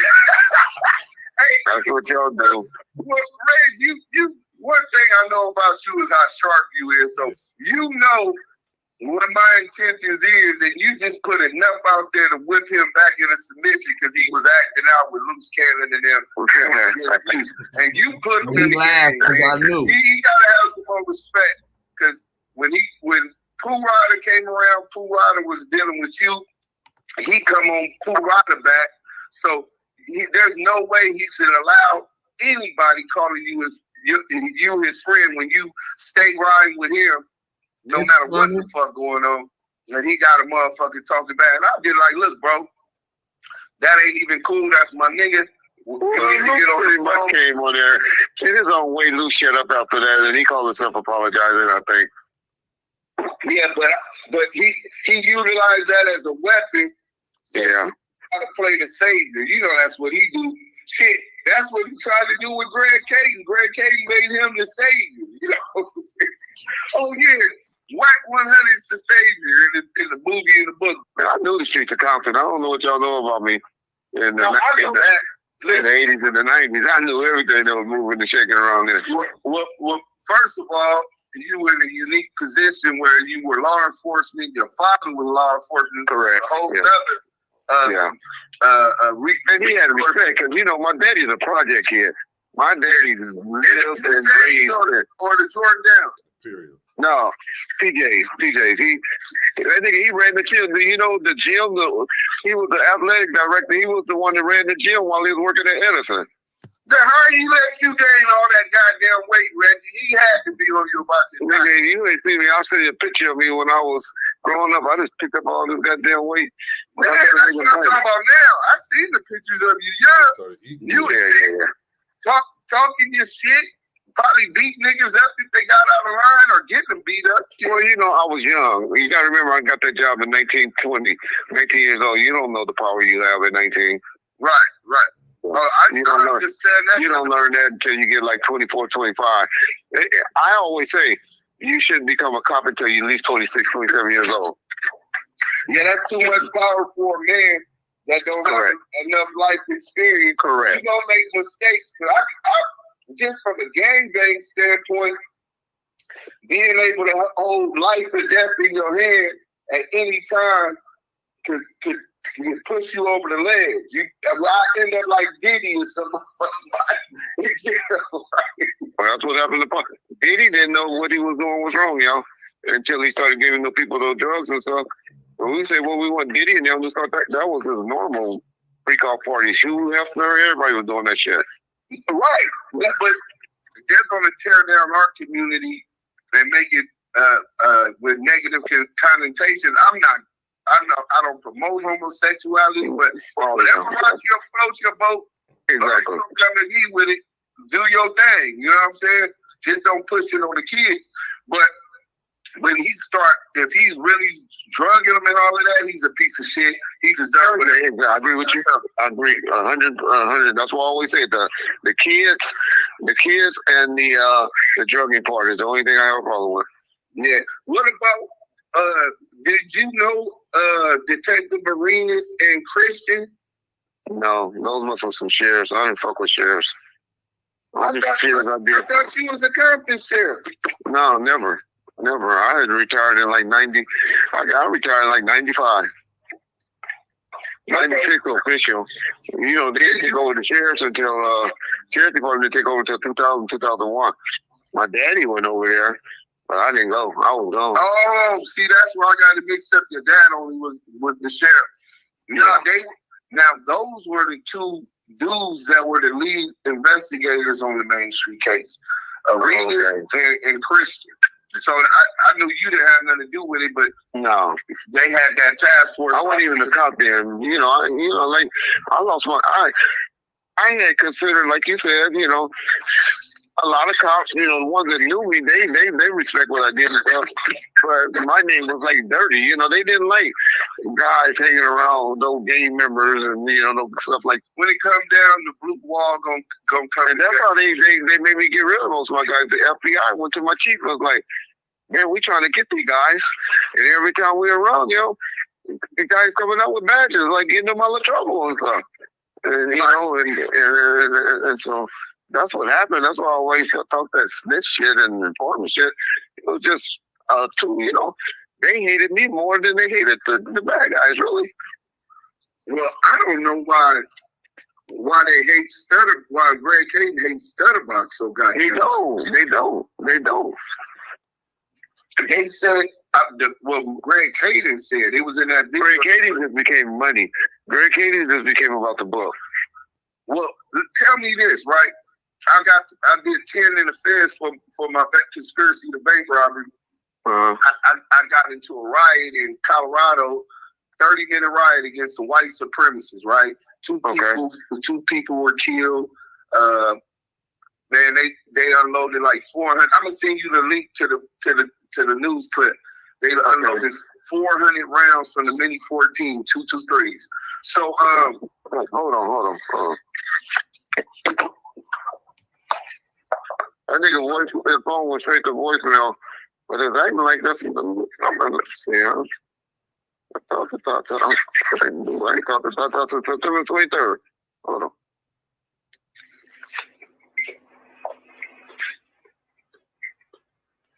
Red.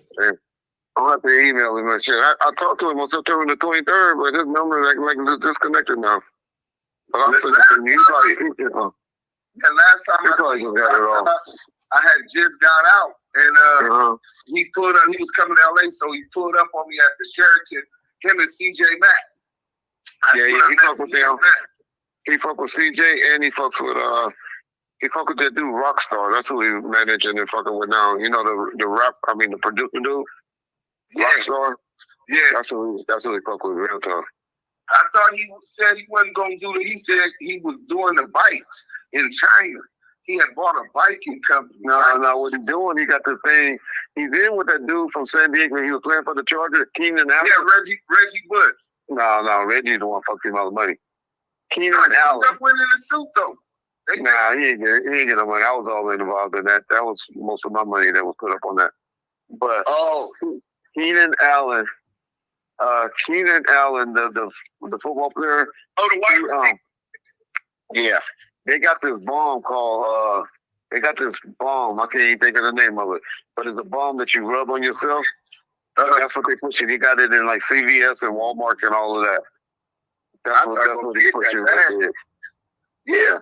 He trying to get it on Amazon. So he got some things working. Right. Well, tell me this, right? When I get to the feds in Alabama, they say Talladega, Alabama. The police say, "Oh, you from California?" "Yeah, I'm from LA." "Oh, LA, yeah. Do you know David Mack?" I'm like, I didn't know who he was. He robbed the bank right there in my neighborhood by USC.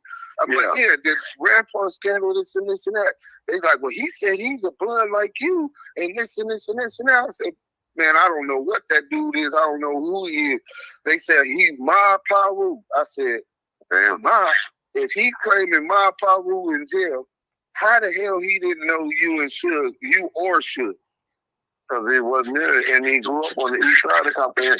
That nigga went to Fremont High School. Fremont. Oh, he did South Central.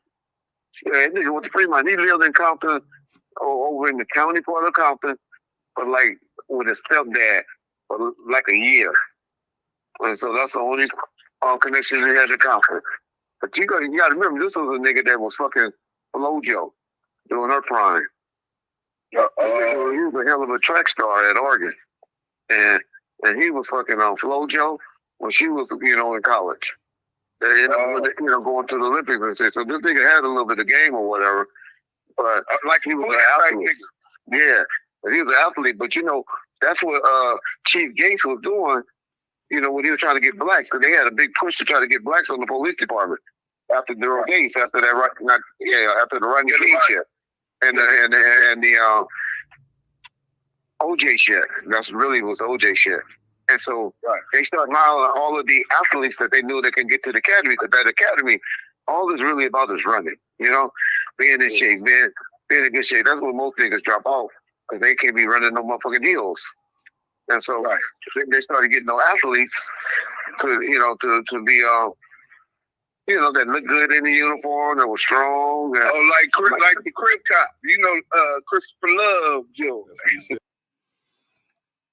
I asked him, he said that they go after athletes.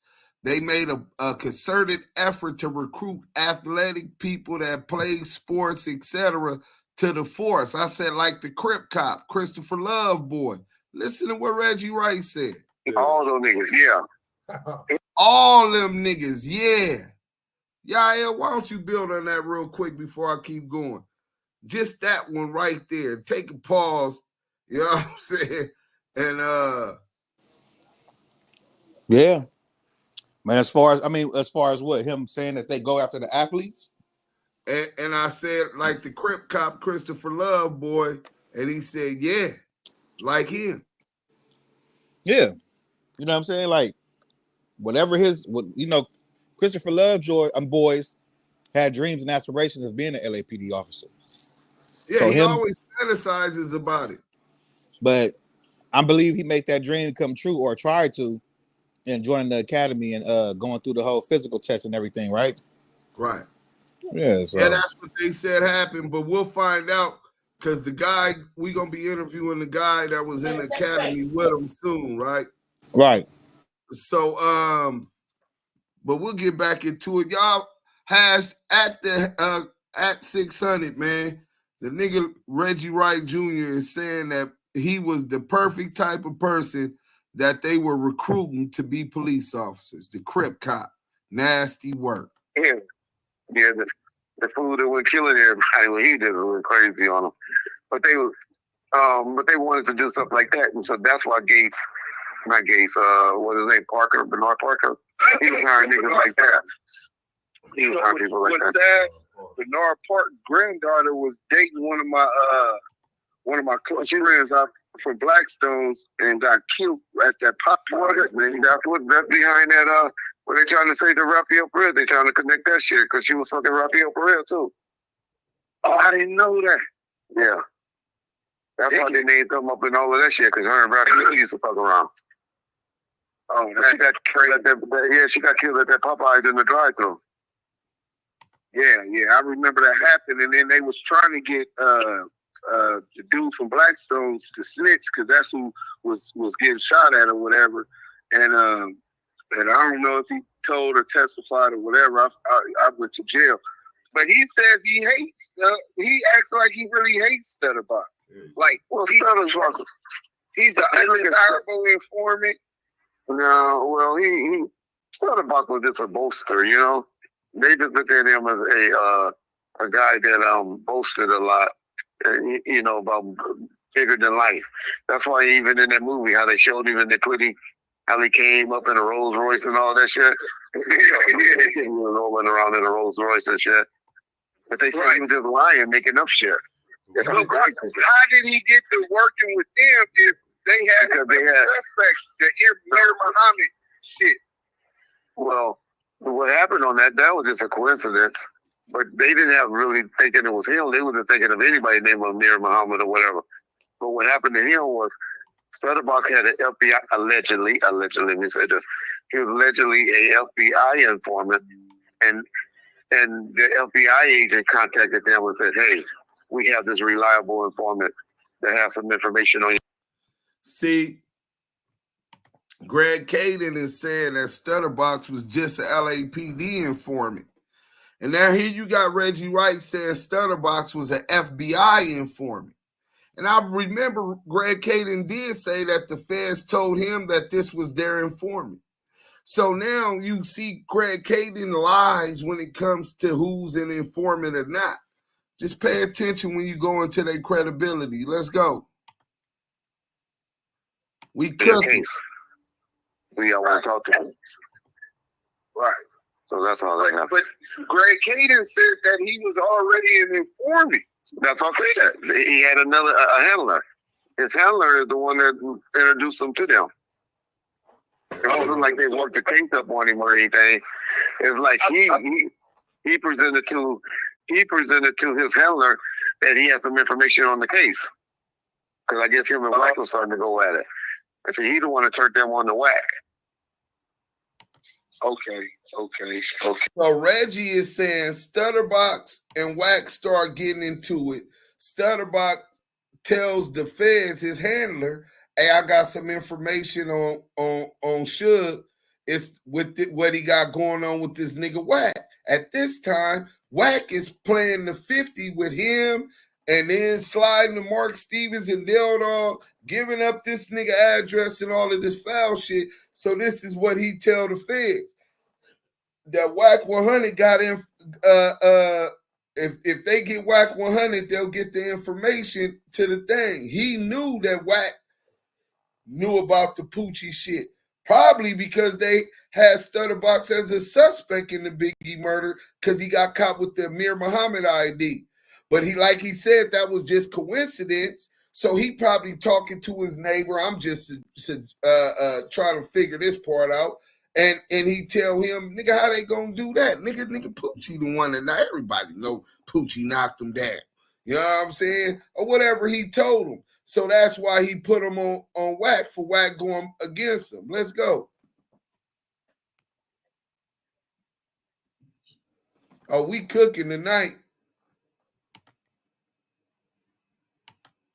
And then he turned on Wack because he said they played whatever they feel out behind. Yeah, I don't know what they really feel out behind. Because I heard they used to live across the street from each other or some shit. No, they lived across the street. Well, the sheriff was too. When I interviewed Stutterbox, he said that when he went and talked to the police, and then they finally came, they played a wiretap where he was telling Del Dog and them he know where he lived because none of the big streets knew where he lived and all of that. So he was saying that's why I got caught up on conspiracy to murder or something like that. And he was like, he thought Wack was riding with him the whole time, and Wack is playing like all sides. You know what I'm saying? Yeah, I didn't know much about Wack. I mean, I knew him, but I didn't know he was, talking to them or anything like that on that situation. I didn't know how that made sense. But I guess it made sense because all the pictures you see with Suge in like 2006 or 2007, Wack was always with him. Right, but you got to think this is after Wack caught that gun case with 800 rounds of ammunition. So he was already. I thought that was like 2011 or 2012 when that happened. No, he got that in 2005 when him and his brother or someone drove up. Okay. And I talked to the what's her daddy? Daddy is the clerk in that county. Yeah, Wheeler County, Texas. And I got all of the paperwork from it. Every motion that was filed and all of that shit, and he put a motion to get rid of all of the evidence, right? For illegal search and seizure, but they denied that motion. 10 months later, they dismissed the case in the interest of justice. So I told the lady there, I said, well, what? I don't know what in the interest of justice happened. I get caught with 800 rounds. When did they do it? Because they didn't start. Greg Hayes and their task force didn't even get started until like 2007. So it wasn't because they were doing anything for them. But do you think it was beyond the Stutterbox thing? Exactly when he was caught on the phone and being referred to as CS2 back. So on the Stutterbox case, he was the first wiretap. When year was that? Oh, that would have been when Shaq left. Because I always say that's the reason why Shaq really left. So that would have been like 2005, huh? Yeah. So it all that lined up. But did you ever? Did he even know Shaq then? Did he ever know? Did he know Shaq then? No. See, he knew Shaq in 2006. He really. Once the Ray J deal came, because remember, it all merges together. Stutterbox, Ray to get signed with E1 and Deja 34. Wack put that deal together because remember, Suge lied and said that he had Ray J under contract and got it was really me that had Ray J. I ain't the one really got fucked out of that whole deal. You ever hear something called I really have him under contract. So now we're getting into Wack 100. Stutterbox got Ray J. He's trying to get Ray J a deal with Deja 34. That's Shaquille O'Neal and Mark Stevens. They didn't know Suge. They go to E1, which is E1 today, but back then it was Koch Records. And Koch Records said we would sign him, but he got to take care of whatever he got going on with Death Row. So he wanted to talk to Suge, Mark Stevens. Wack 100 knew him, so Stutterbox said Wack set up the meeting so that he could talk to Suge. Wack set the meeting up for Suge to get Mark Stevens and Ray J to negotiate so they could get him up out of a contract that he got with Suge. But he never had Suge never had a contract with Ray J. But they paid Suge, and then Mark Stevens said later on Suge tried to come kidnap and steal Ray J back and some whole other shit, but they basically ran a play and got Mark Stevens and Shaq up out of some money as if they had contractual obligations with Suge. Let's go. Y'all just work. So Wack is all up in this. Yeah, well, I had something with True Dat. Okay, I had this dude from Colorado named Randall that was giving me money for True Dat, but I was really focusing on the boxing. That's when we did this Mayweather fight and all of that stuff. It's called True Dat Entertainment, and I had the realist. That's why I had the Reggie in that video with the realist. The realist was my main guy that I was him and his producer named Bosco that did all the E40 Yeah, stuff. I know Bosco. Yeah. He did From the Bay. Yeah, from the Bay. So I had those two. I was gonna do Bosco, the R&B producer, and then I did a 10-album song with Detail. This producer that had. But see, I was looking out because Ray J was doing bad. That's when they had just lost that. They had just lost that show with Brandy and all of them, so they were doing bad. Yeah. But Ray J bill was like $14,000 a month, and that he needed. So he came to me and was like, "Red, you got anything working?"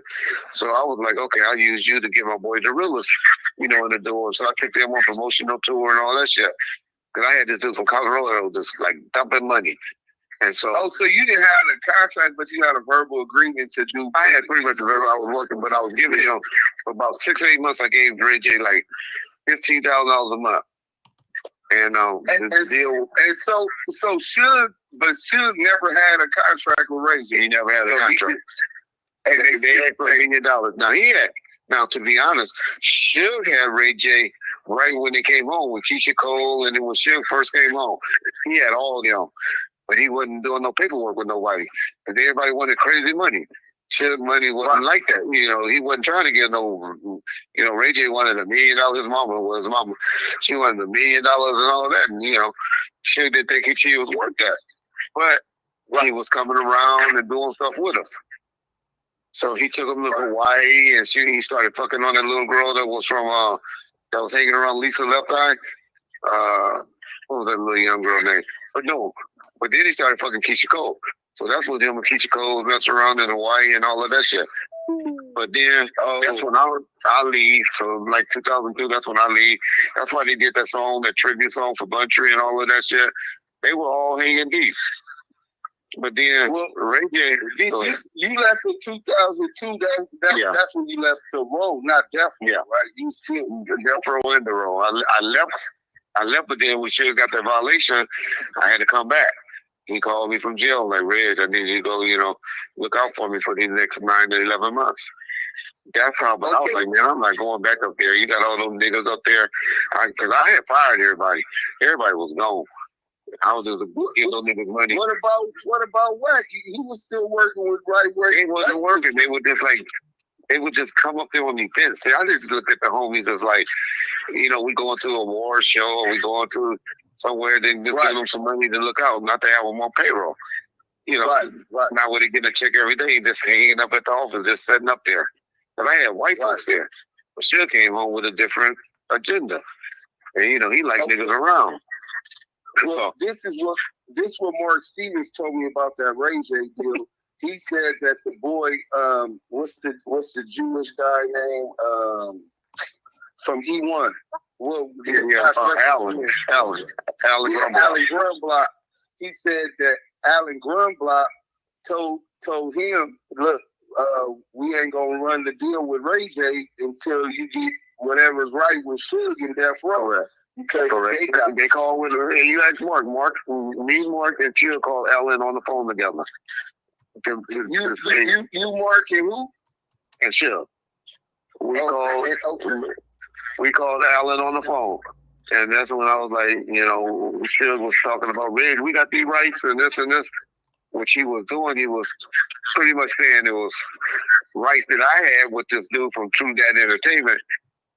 Suge was trying to make it seem like he was trying to make it seem like he had it. And so that's when they did something for Suge. But Suge always had a 5% override that I had negotiated for him. And I tell you something, we just one artist, all urban shit. You got to remember.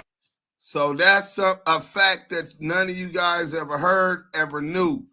Suge had negotiated a deal once he started doing distribution and administration agreement with Koch Records, E1, that all urban records sold out of E1, he would get 5% out of it. So this is where a lot of the mixed confusion come about when people talk about Suge talking to Alan Grumblock. They already had something in place to where anybody that signs with E1, I get 5% of they profits. That's what the deal Suge had going on. Powerful brother, man. That was a hell of a negotiation right there. Let's get back to the content, though. Yael, let them know where we at, bro. Damu Kiwe conversations. What do you think Urban they had at the time before we brought the catalog over there? The only thing they had was they did an Outlaws album and they had did the Yin Yang Twins. You remember the two little Yin Yang Twins or something? Yeah, that was it. And so I was like, man, we're gonna bring all this. If we bring our catalog over there and all that, everybody's gonna fuck with you. Everybody. How is if Suge and you guys had this relationship with Alan Grumblock all of these years, how is Wack gonna say that Suge tried to steal his contracts of that Big U and Suge tried to steal his contract? That was later. That was like 2000. That was like 2012 or 2013. That was when. Explain that to me. I'm listening. Okay. So what happened on that though? Now Wack is winning with Ray J, right? He's doing it with Ray J, and he got the game over there. So he's pretty much keeping the doors open for E1. They had that song "Baller" with Jim Jones, and all of them. And so they keep it, but he's over there keeping the doors open. And Suge at that time, they went through the bankruptcy, 2007, 2008. They have gotten the catalog and everything. But they were paying me $10,000 a month. They paid me $10,000 a month just to keep Suge on the bay. This would be like, whenever anything come up, Reggie, you got to deal with Suge. Whenever Suge calling about Suge, that's why I stayed working at E1 until 2018, just to deal with Death Row shit. Because did you know E Fouché at E1? I only deal with 3 people at E1. Michael Koch, the owner, Alan Grumblock, and this other dude that eventually started running the name Michael something. I forget his name. Once they just sold it. I only deal with them. But my job was just to keep Suge, just to keep Suge at bay. When Suge be calling up there tripping or whatever. I was like, well, Reggie, you gotta think that if me and you run a play and based on the play we running, I got a relationship where they giving me 5% of all the urban music that come through E1, and then I go to jail, and then somebody else do business that came up under us and through our tree. And now he's trying to get the 5%. He's essentially really trying to take. I don't think he ever tried to take Suge 5%. He didn't try to take Suge 5%. Suge went through the bankruptcy. Once he went through the bankruptcy in 2007, 2008, they were just filtering money.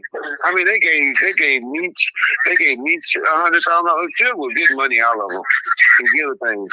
He had, like Wack had this relationship. Suge could call too and get things out of them. But you got to remember, Wack was hitting the home runs.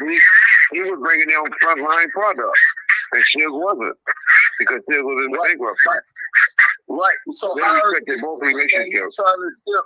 how is Wack saying that Big U and Suge trying to steal? Because what he told Big U, and I know Suge did that. I really know Suge did that, because that's how Suge get down. Was Alan, y'all ain't got to worry about dealing with Wack. Y'all deal with this dude. This dude is the one that run LA. This dude is the one y'all need to deal with. You ain't got to worry about Wack. He'll deal with Wack. And that's how the conversation allegedly went.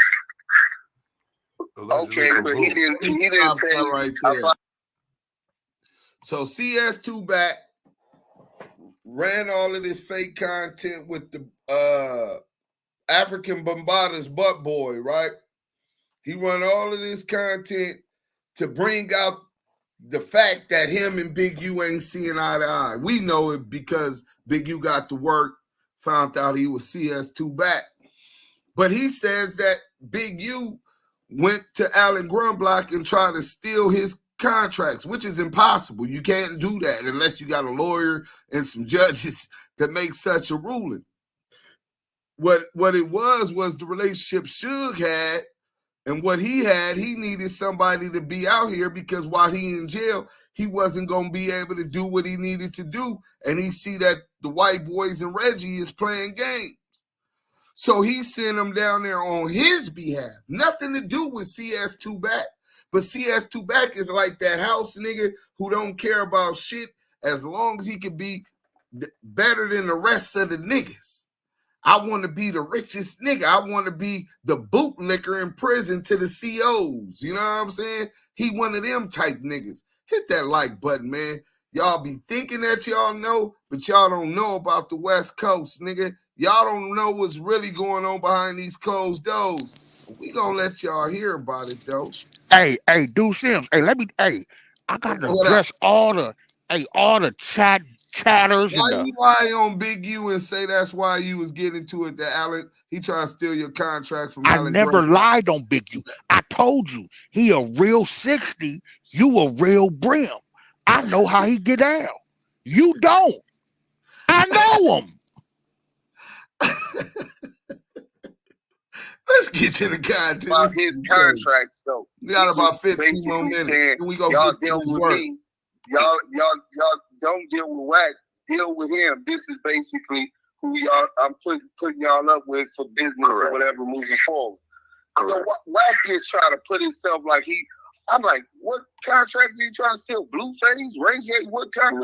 No. He was just like, don't deal with him. Like, y'all ain't got to deal with him. Y'all can deal with this dude. This dude, he'll keep him at bay. Only reason Rank disappointed with Big U was because if we cool like that, he supposed to come back and say, hey, I was on the phone. That goddamn Suge was doing that snake shit, but this is what he said. This is what he needed to play. That's what you was. Big U should have did that. Yeah. Listen, first and foremost, nigga, Big U told me a long time ago some shit happened. He had a bag, and he could have got the bag, and he told me that his loyalties was with Suge from the get-go. Suge was there for him when he needed him and his wife. He would never forget that. So if you think that he was going to betray Suge and go run and tell CS2 Back about Suge's business, nigga, you out your rabbit ass mind. Nigga, that nigga ain't got no loyalty to that fuck nigga, especially when he found out the nigga was CS2 Back. Let's get into the con. No, that's where the twist came in. Big U had just got that paperwork at that time, right? So he loved Wack. I'm talking about love Wack. Family, I talked to this man at 3 o'clock in the morning. He like, this was his guy. He looked at him as family. And he didn't know that he was working. So now he like, was this nigga up under me to try to set me up? So he like, man, fuck that nigga. At least he could have told me. And I'm working. I ain't got nothing on you. I'm not, just so you know. Yeah. He didn't know. So at that point, he like. So who was this time, or do y'all believe that Wack working for though? And then I don't know who he working with now, but he's definitely keeping a lot of shit going. If you look at all the pieces, and I like to toot my own horn for once, I started active chunks with Bloods and Crips. It was kind of inspired by what I seen with Banging on Wax, with Death Row, where Crips and Bloods through music were able to get bags together. Obviously, bullshit comes and that shit happens. But it's an opportunity for brothers, to feed their family. People say Suge's a failure and this and that. In the end, yeah, he definitely lost. He made mistakes. Suge's only problem, let me just correct that because I don't like to be. Suge's only fuck up was he didn't fight what Poochie just did with the default judgment, that $100 million judgment. He didn't have the set aside. He said that I talked to Suge, like, when was that, Scandalous, when we talked to Suge? Like a month ago, 2 months ago? And what did he say? That Greg Kading was supposed to went to court and represented him. And essentially, what that... You mean Kenner? I mean Kenner, yeah, I said Greg. Yeah, Kenner. We said they didn't fuck with each other. He had this white bitch named Sherry. Sherry and Lamont Givens. Did he ever talk about the name Lamont Givens? No, I heard that name, Lamont Givens. Those were the two that were supposed to have been dealing with it. Because Sherry was playing attorney. And it was Lamont Givens and this white chick named Sherry. David Kenner was at that time was in bankruptcy and he was doing bad. He was just concentrating on criminals. How did Kenner go wrong? Listen, I understand this, right? When Suge went to jail, his net worth was about $200 million to $300 million estimated, right? So if he having that kind of money, he do. Yeah, that in assets, not money in the bank. Yeah, that's in assets. Yeah, in assets. So if you got them type of assets, you can utilize that as collateral for loans, right? So we tried to get that. That's what this attorney named Paul Marshall was trying to get. Nobody. You got to remember how they had paid. They had him painted in the picture. Nobody was getting loans, but what he was able to get, he was getting about three. Yeah, he was getting $34 million. Yeah, but he was getting $34 million hits. Every 3 or 4 months. That's not enough. Like, that's not enough, exactly. And correct.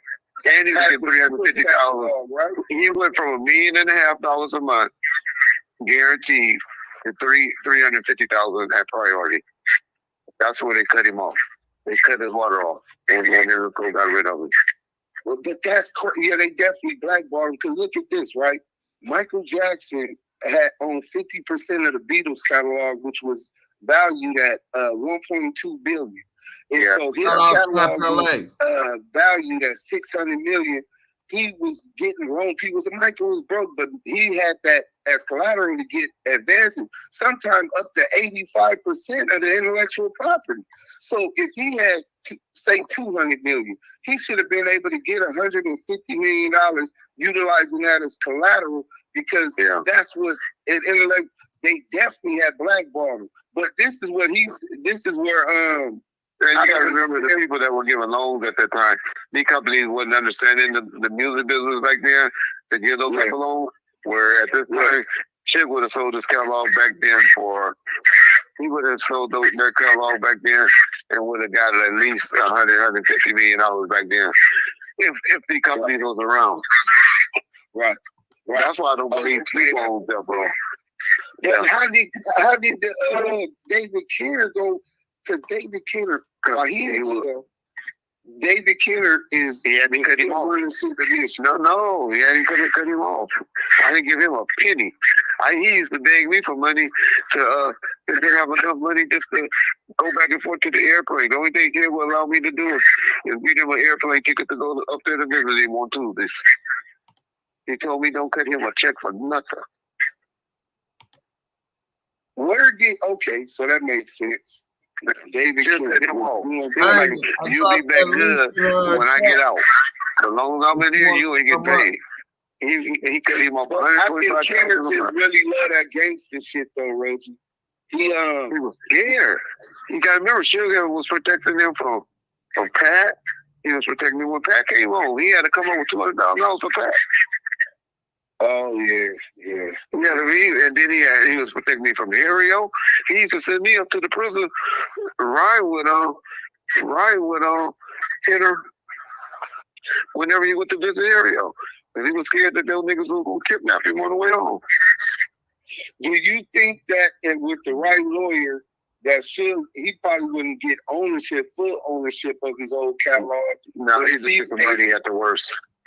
For money, nobody gonna make him going on wide. It done went through 5 hands. Right. You may have a judgment against somebody. A percentage of the whole catalog, maybe 10%. Just whoever that they find to be wrong, they give me some money. Yeah.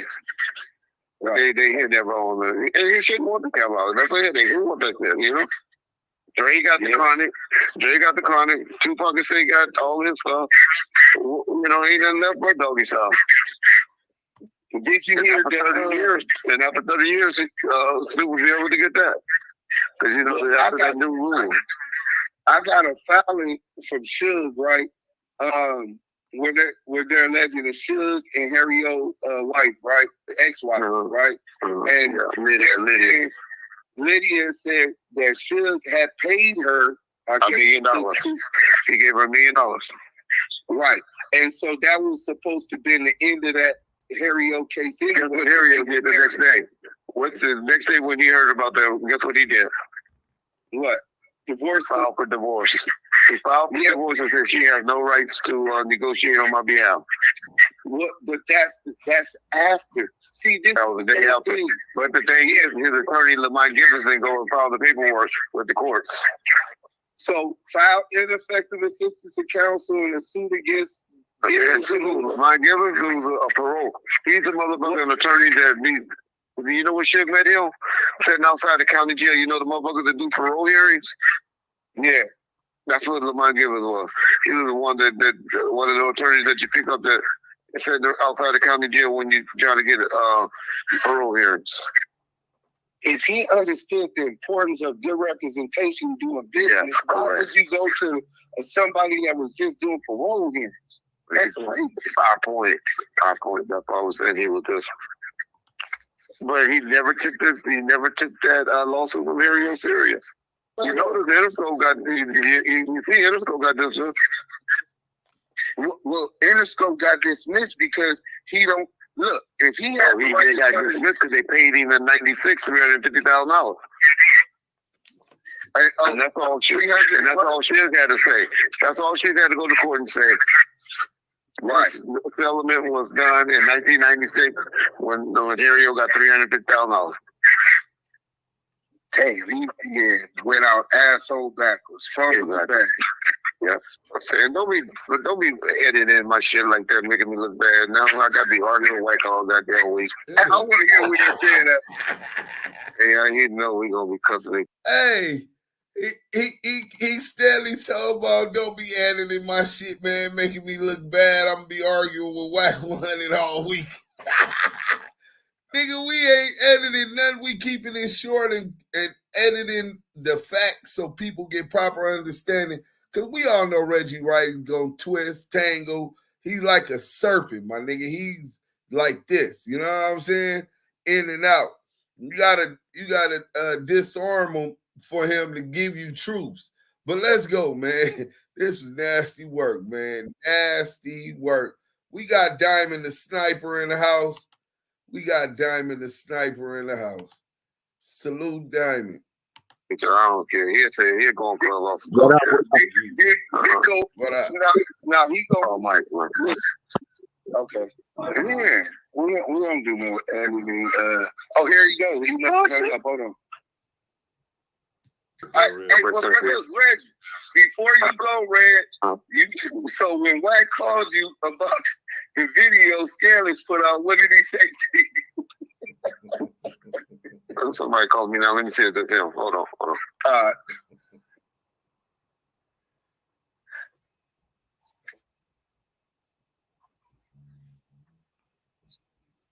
That was fail.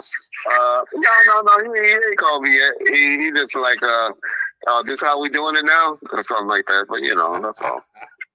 Oh. Wait, he texted you that or he just... Yeah, he just texted me, he just wanted... Is that how you doing? Is that we doing each other now? Yeah. I didn't know what he was talking about till my boy Bob Gotti sent it to me. I was like, listen, we didn't edit nothing because yes, you did. You played it 2 or 3 times and you edited out the part where I said, but he's not knowing, but Greg Kading and Dupree are I don't even know if I said Dupree, I'm sure. No, you said that we edited, you said it, but Scandalous said it himself. He said, I didn't listen to it all the way.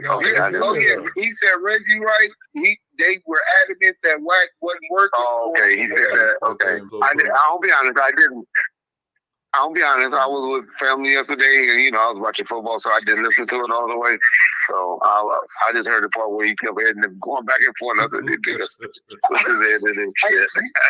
Reggie, you said that, Damu Kiwe going to do our research.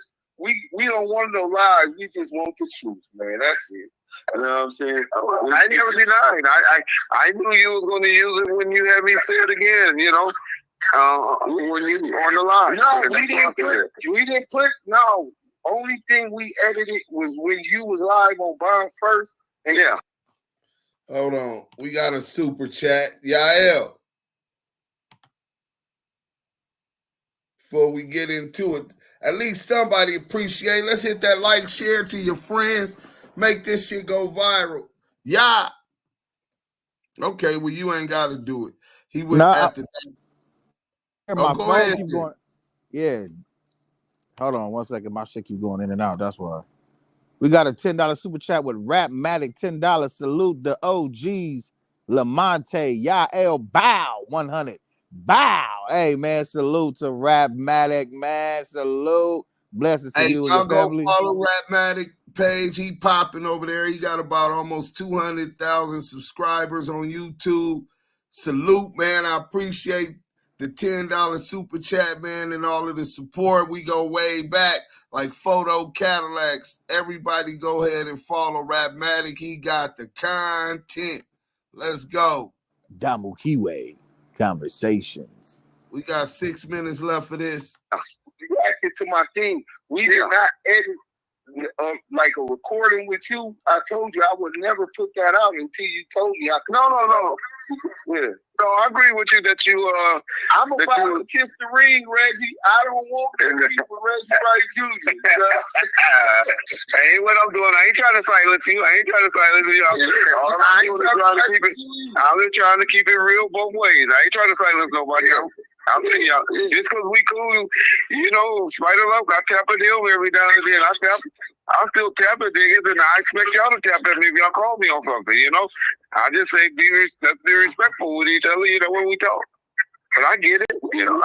What can you tell me about SKG though, Reggie Wright? Oh, Lord. The shit she did to Big U was fat. Well, Wax set her up for it, but that you think he was on the phone FaceTiming her. Oh, okay. Video, I think it was 2 months before that. He said he said, I gotta holler at SKG. We finna go for Big U contract. And that's what he play it for him real quick, Scandalous. Okay. And then out because I ain't gonna talk about it. She did something that I like when she gave $500 to Jewel. When that was sad, man. Yeah, that was sad when Jewel did that. You know, I left. I took my foot off of her neck. Yeah. Oh, you was on her before. What she do to get you mad at the beginning? I just read her book. What she said about me, like I was trying to flirt with her or say something like that. Oh, you a man? You supposed to flirt? You know, you the type of shit. You the type of shit. You got the clip. Listen to this clip, Reggie. Who got the clip? I don't got it yet. Hold on.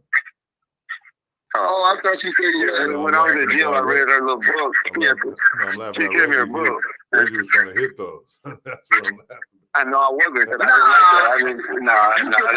You can flirt with a woman, but not be serious about trying to fuck. It could be a fat old lady right now. That's exactly. Yeah, and I'll be like, girl, you looking good. But I didn't even, all I just said, you the type of chick that she is gonna like. And she took that and ran with it. And I was like, what? No, number one, you was young. Number two, the realist was telling me how you was over there living. You know, she was all nasty. No, she wasn't my type. One thing I did like about her, though, she did that. And then two, what she did. So this funky cock bitch over there living nasty as a motherfucker. The realest then threw her up under the bus. So Reggie and all the death row already know the bitch a foul bitch. And this is why Wack used this nasty bitch to try to set up Big U. This shit is nasty work, man. See, God don't like ugly you. Y'all remember the incident where the niggas were chasing, I think, her brother or some dude from the neighborhood? Her brother, 6. And man, they drove on the wrong side of the street, taking on a police car to try to get him, you know, free on the pursuit. Oh, yeah. But she's lying about that, Reggie. I talked to the girl. I watched it, dog. I watched that shit on TV. Me and Keita Rock. Keita Rock the one that ran and got me. Like, man, look at that KD. No, we got right. I'm gonna get the girl on the phone and get the paperwork. But she was the driver when you said she was the passenger, or you said she wasn't even in the car? No, I think the girl says. I know the girl who was driving. Yeah, the girl was driving. She wasn't the driver. Yeah, she wasn't the driver. Right. So yeah. But she tried to run with it like that was her story. So we interviewed the girl, and the girl sent her paperwork, how she went to jail for it. Oh, okay. Just trying to tell my story. Yeah. You know what I'm saying? So FaceTiming her, instructing her, and he live on Clubhouse. Yeah. That's how I heard about it. He on Clubhouse telling us, yeah, no, tell him you calling the police. You know what I'm saying? I said, oh man, he trying to get this man. Big U better than me, because if she put her hands or assault me, I'm going to jail. You know what I'm saying? Yeah. And I told you, he handled that. He handled that good. Yeah, he handled that. Yeah. Well, but you know, Big U seemed to be. I don't know. I deal with Big U a couple of times where, you know, between him and Shell, you know, for him and Shell. But he shouldn't really do to me. You know, like I shot it on his son. His son got cleared the week last week, you know? Yeah. I'm proud of that. Did you see our interview, Damu Kiwe interview with Darren Henley? I'll be honest, I don't watch y'all shit. I'll be mad. Yeah, we got a sports edition. We interviewed him. I'll be mad at you. I don't like to go on Clubhouse. I don't go on Clubhouse because when I go there, everybody starts inviting me up on the road, and I don't be knowing if these motherfuckers that don't like me or not, you know? And so that's why you be going ham on Clubhouse when you go. You be, I don't give a fuck about Biggie Smalls.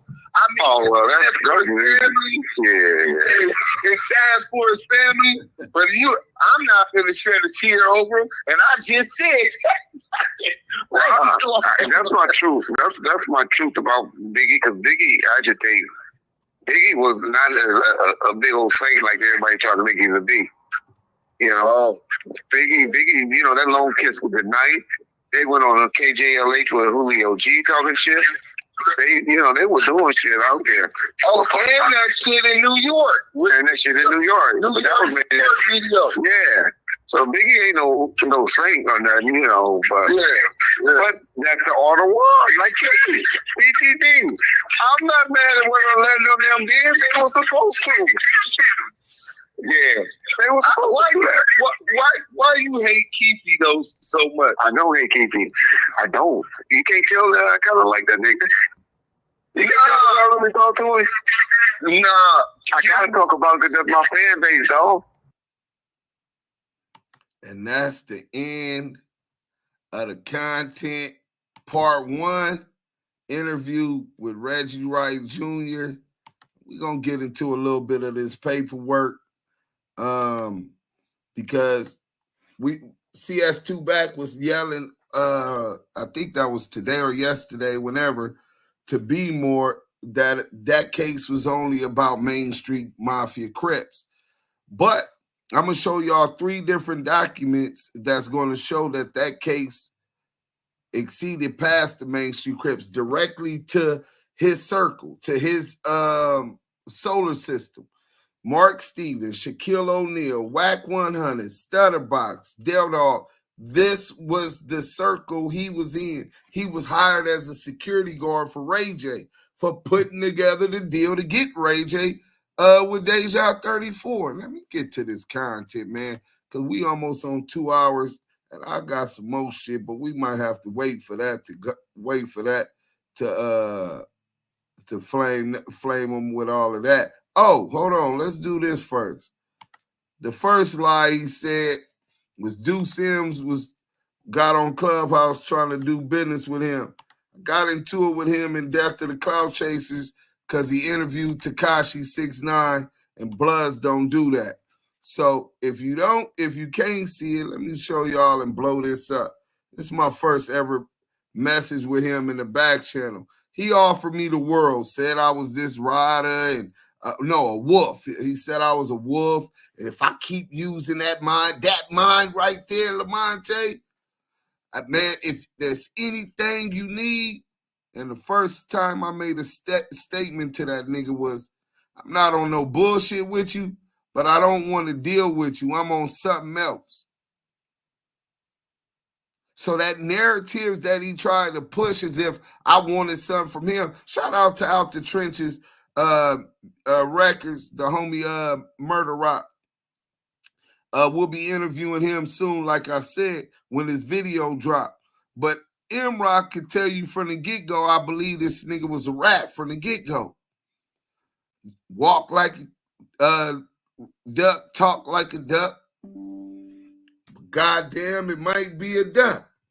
Let me plug up my damn shit. I'm cooking and I ain't even charging my shit. I've been going so long. Hold on. Damu Kiwe conversations. Man, So, that's nasty work, brother. We got all the receipts. So tell him go show his back channels. You know what I'm saying? Then he said some shit about my nigga. You telling people you check me, how and when did this happen? You speak humble, but I see now you're a fan. I said, look, we not about to relitigate that issue. The interview is on the net. Niggas gonna get what they want to get from that. As far as a fan, I respect your business hand, but on some G shit, I sat at the table with real ones. Lil Killer Jess Low, Brimbone, Catnip, Nuke, Fat Rat, Lil Bebop, Jimbo, Spook. You sit at the table with Tekashi 6ix9ine, so I'm far from a fan. Nigga, I was clear about my intentions and this bitch ass nigga from the get-go. So I don't know how he gets to pushing this false narrative, right? Like Duke Sims was trying to get in with that nigga and do business with that nigga. Nigga, I'm the plug. Nigga, I got my own motherfucking plugs, bro. Fuck, I need a rat nigga like him for. You know what I'm saying? If he wasn't a rat, but he keeps so much bullshit caught up. I don't want to inherit no motherfucking new beeps and shit. You know what I'm saying? So yeah, that shit was out. But let me get off of this real quick. See if I could get to these little few documents and let y'all see a couple of these people that were involved with this case. So that weren't for Main Street, because he tried to make it seem like it was a Main Street thing. Oh, we got the content. We got all kind of paperwork and shit on this bitch ass nigga. You know what I'm saying? And this investigation also. So let me see, where is that at? Bear with me. Here it go. All right, let me share this with y'all. What Diamond must have lost service. He'll come back up. Anybody else want to come up? Go ahead and pull up. All right. So this is the sheriff's department. Remember, Stutterbox walked in the 77 division, but this is the sheriff's department. Kidnapping, 20C, PC, robbery, etc., right? Penal Code, 207 Penal Code robbery, 211. Active victim witnesses interviewed. You got Ross Robert, that's Robert Ross, victim, defendant, Liddell location, that's where they met. Liddell Ross, Dell Dog, James Harbin, aka Wood, Marion Hunt, aka Pat Rat, Hawkins Dion, aka D-Lo, Wingate Taekwon, aka SK, Eddie Hill, aka Lil West, Brandon Nieder, aka 50 Cents. So these is the people caught up on that Main Street case, allegedly kidnapping Stutterbox, robbing them, pistol whipping them, snatching them up out his Rolls Royce, all of that, right? So let me see if I can pull this down a little bit so that I could go to the next one. Damn, it's making me go back out because I blew it up. Okay, here it go. Boom. Let me see. What page was that? I think. No, that ain't it. Let me get back out of here. Stop sharing and do it the easy way. All right. Bear with me, man. I really want y'all to get this last little thing. Now I'm gonna let y'all go. I've been cooking so long, man. I'm a little bit tired, and I gotta go to work in the morning. You know what I'm saying? So early in the morning. All right, here it go. So you got this document, and then let's go.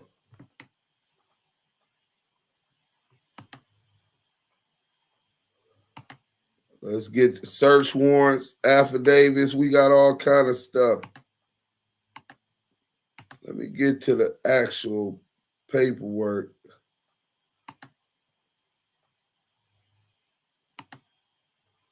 Oh yeah, we here now. Oh, that's page 1, 2. So this got to be page 2.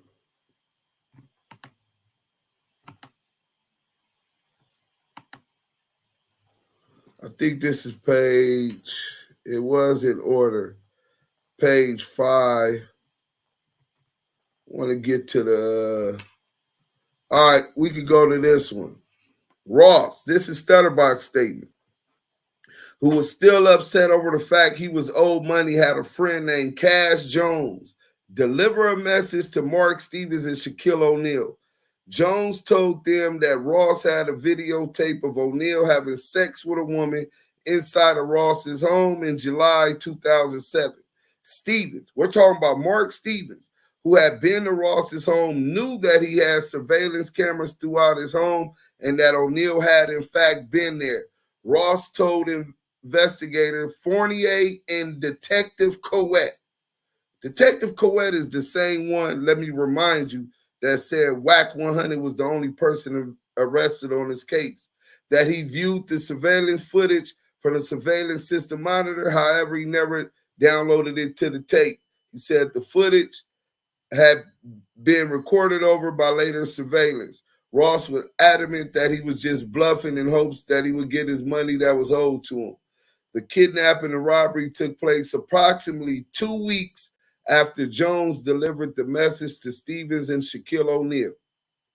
Whack 100 delivered the message to Shaquille O'Neal and Mark Stevens, the extortion message. Conspiracy to extort. Okay. He said this was only Main Streets, right? September 11 at approximately 1300 hours, investigators interviewed Ray J. Norwood. Norwood is the rapper who victim Ross introduced to Mark Stevens to facilitate a recording contract with Koch Records, Koch Entertainment in New York. Norwood told investigators that he and Ross are neighbors and became friends. He learned that Ross had connections in the music industry and inquired about making a contact regarding the record deal. Ross introduced Norwood to Mark Stevens, the co-owner of the Deja 34 record label based in Atlanta, Georgia. In November 2007, Ross traveled with Norwood to New York to meet with Mark Stevens at Koch Entertainment. Stevens made it clear that Ross would receive his fair cut, a percentage from sales, if Norwood was to sign with Koch Entertainment. After weeks passed, Ross learned that he would not be compensated for his involvement in the signing of Norwood. Koch Entertainment became impatient and threatened to call the deal off. Ross, which is Stutterbox, told Ray J to go ahead and sign the contract and that he would deal with his own issues with Stevens. It was Norwood's belief that Ross was not treated fairly and should have been compensated for his role in the project, especially after Stevens told him he would be compensated. Norwood told investigators that he acknowledged Ross on his latest album cover by writing "Box." Thanks for putting this whole deal together. So they didn't load Stutterbox up out his money, and that's where the problem came in. But remember, this is supposed to be a Main Street case, and the only people who's supposed to talk to the police was niggas from Main Street. Ain't that what CS2 back was saying? So let me go back up out of here. So that's one nigga that ain't from Main Street that was interviewed, right, by the police. And then we gonna go to one more. That was Ray J. He claims to be a Paru, right? So we gonna go to one more. Let's go. I think it's this way. Damn.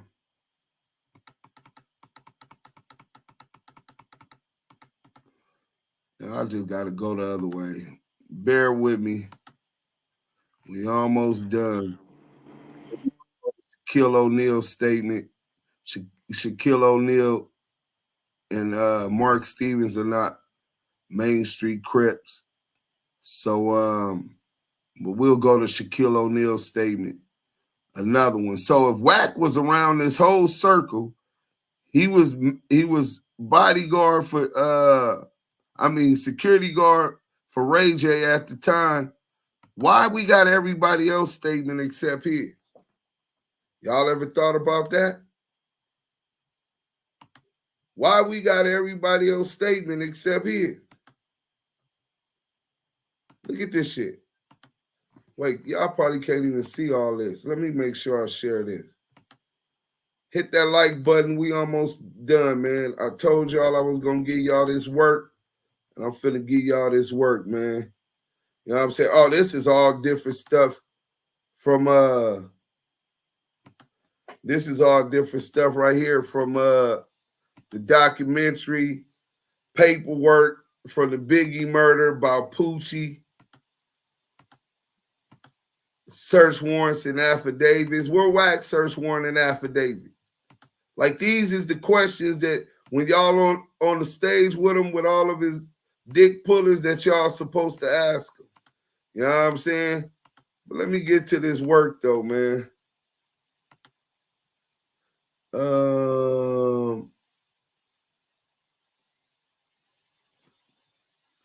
James Harbin, Main Street Crip. Okay, that's not it.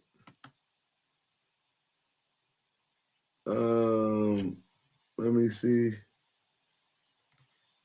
Ross.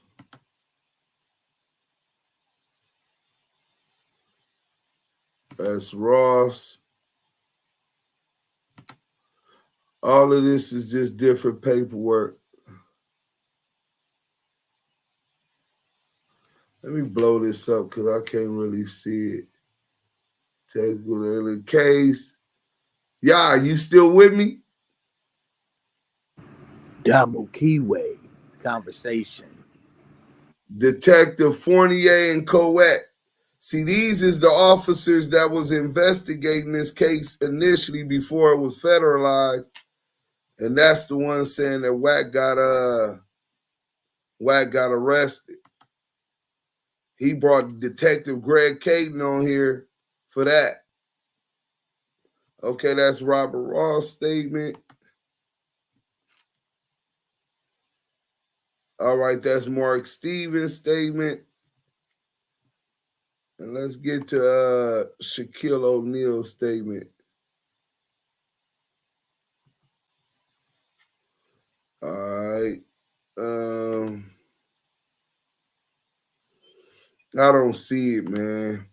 And I don't feel like keep going through it.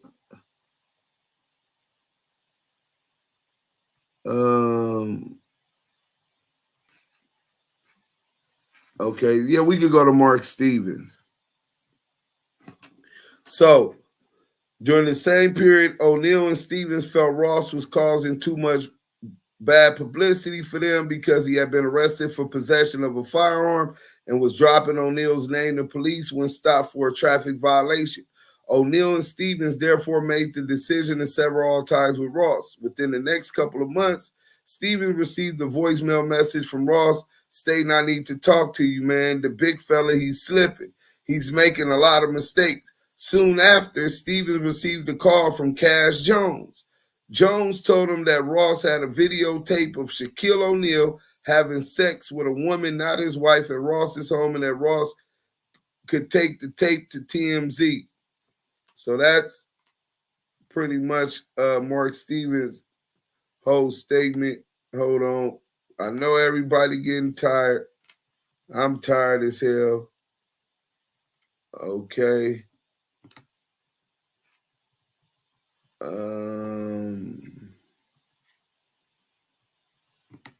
Damu Kiwe Conversations.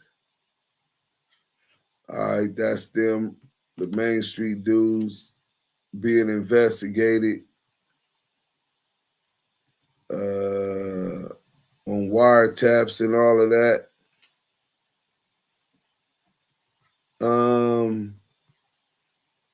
Yeah, I can't find Shaq. I'm just gonna post it.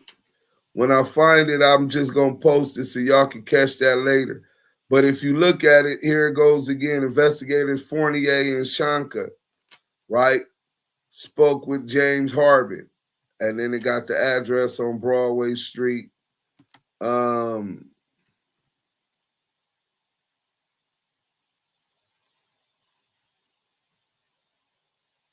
Yeah, that's pretty much it, man. I can't find it right now. So, till the next time, we gonna keep bringing y'all that heat. Tomorrow, we got the Benzino paperwork. Hit that like button on your way out. Show a little bit of love, a little bit of respect, man. Let's get into the comments before we go. I was doing all of that. I missed a lot of comments. About to get my kids. Salute, Do Sims, Yael, whole squad. Salute, Eric. ETE, press that work, champ. Salute.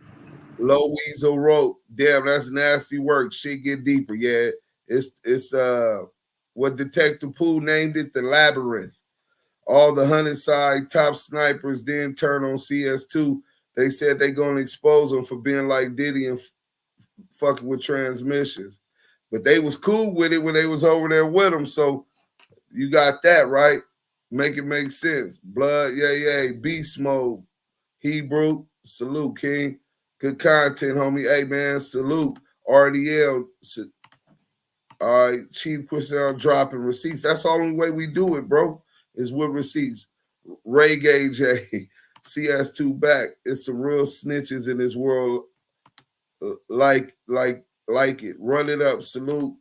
Everybody hit that like button, man, because we finna take y'all out. I just want to get to these last comments. Okay, they was off on this snitch ass. That Danny chick, she knows where all the bones is buried. Yeah, this is the coldest exposure I've seen on the internet. Yeah, I agree. Sherm Hefner, you're not lying. She was calling his bluff. She said next time he bring her name up, she telling it all. Damu Kiwe Conversations, great content, my brother. Hey, man, thank you for the support. For sure, I can't wait. I'm going to have popcorn ready, gang. All right, salute. Definition has meaning for them clowns. Peru got his loose as spokesman Valentine, just like his pops, a.k.a. Shortcakes, damn it. Calling another man delicious is Diddy. Yeah, you're right. Mike B, salute. Chief, salute. RDL, salute. Until the next time, Yael, let them know where we at. Y'all was in one of the hottest rooms on Clubhouse and one of the hottest lives on YouTube. You sat here through hours getting this good work, this consistent work with Do Sims the Don and Yael, the Kiwe pop star, man. Y'all sitting in one of the hottest lives on YouTube. What else? Who else? Damu Kiwe Conversation.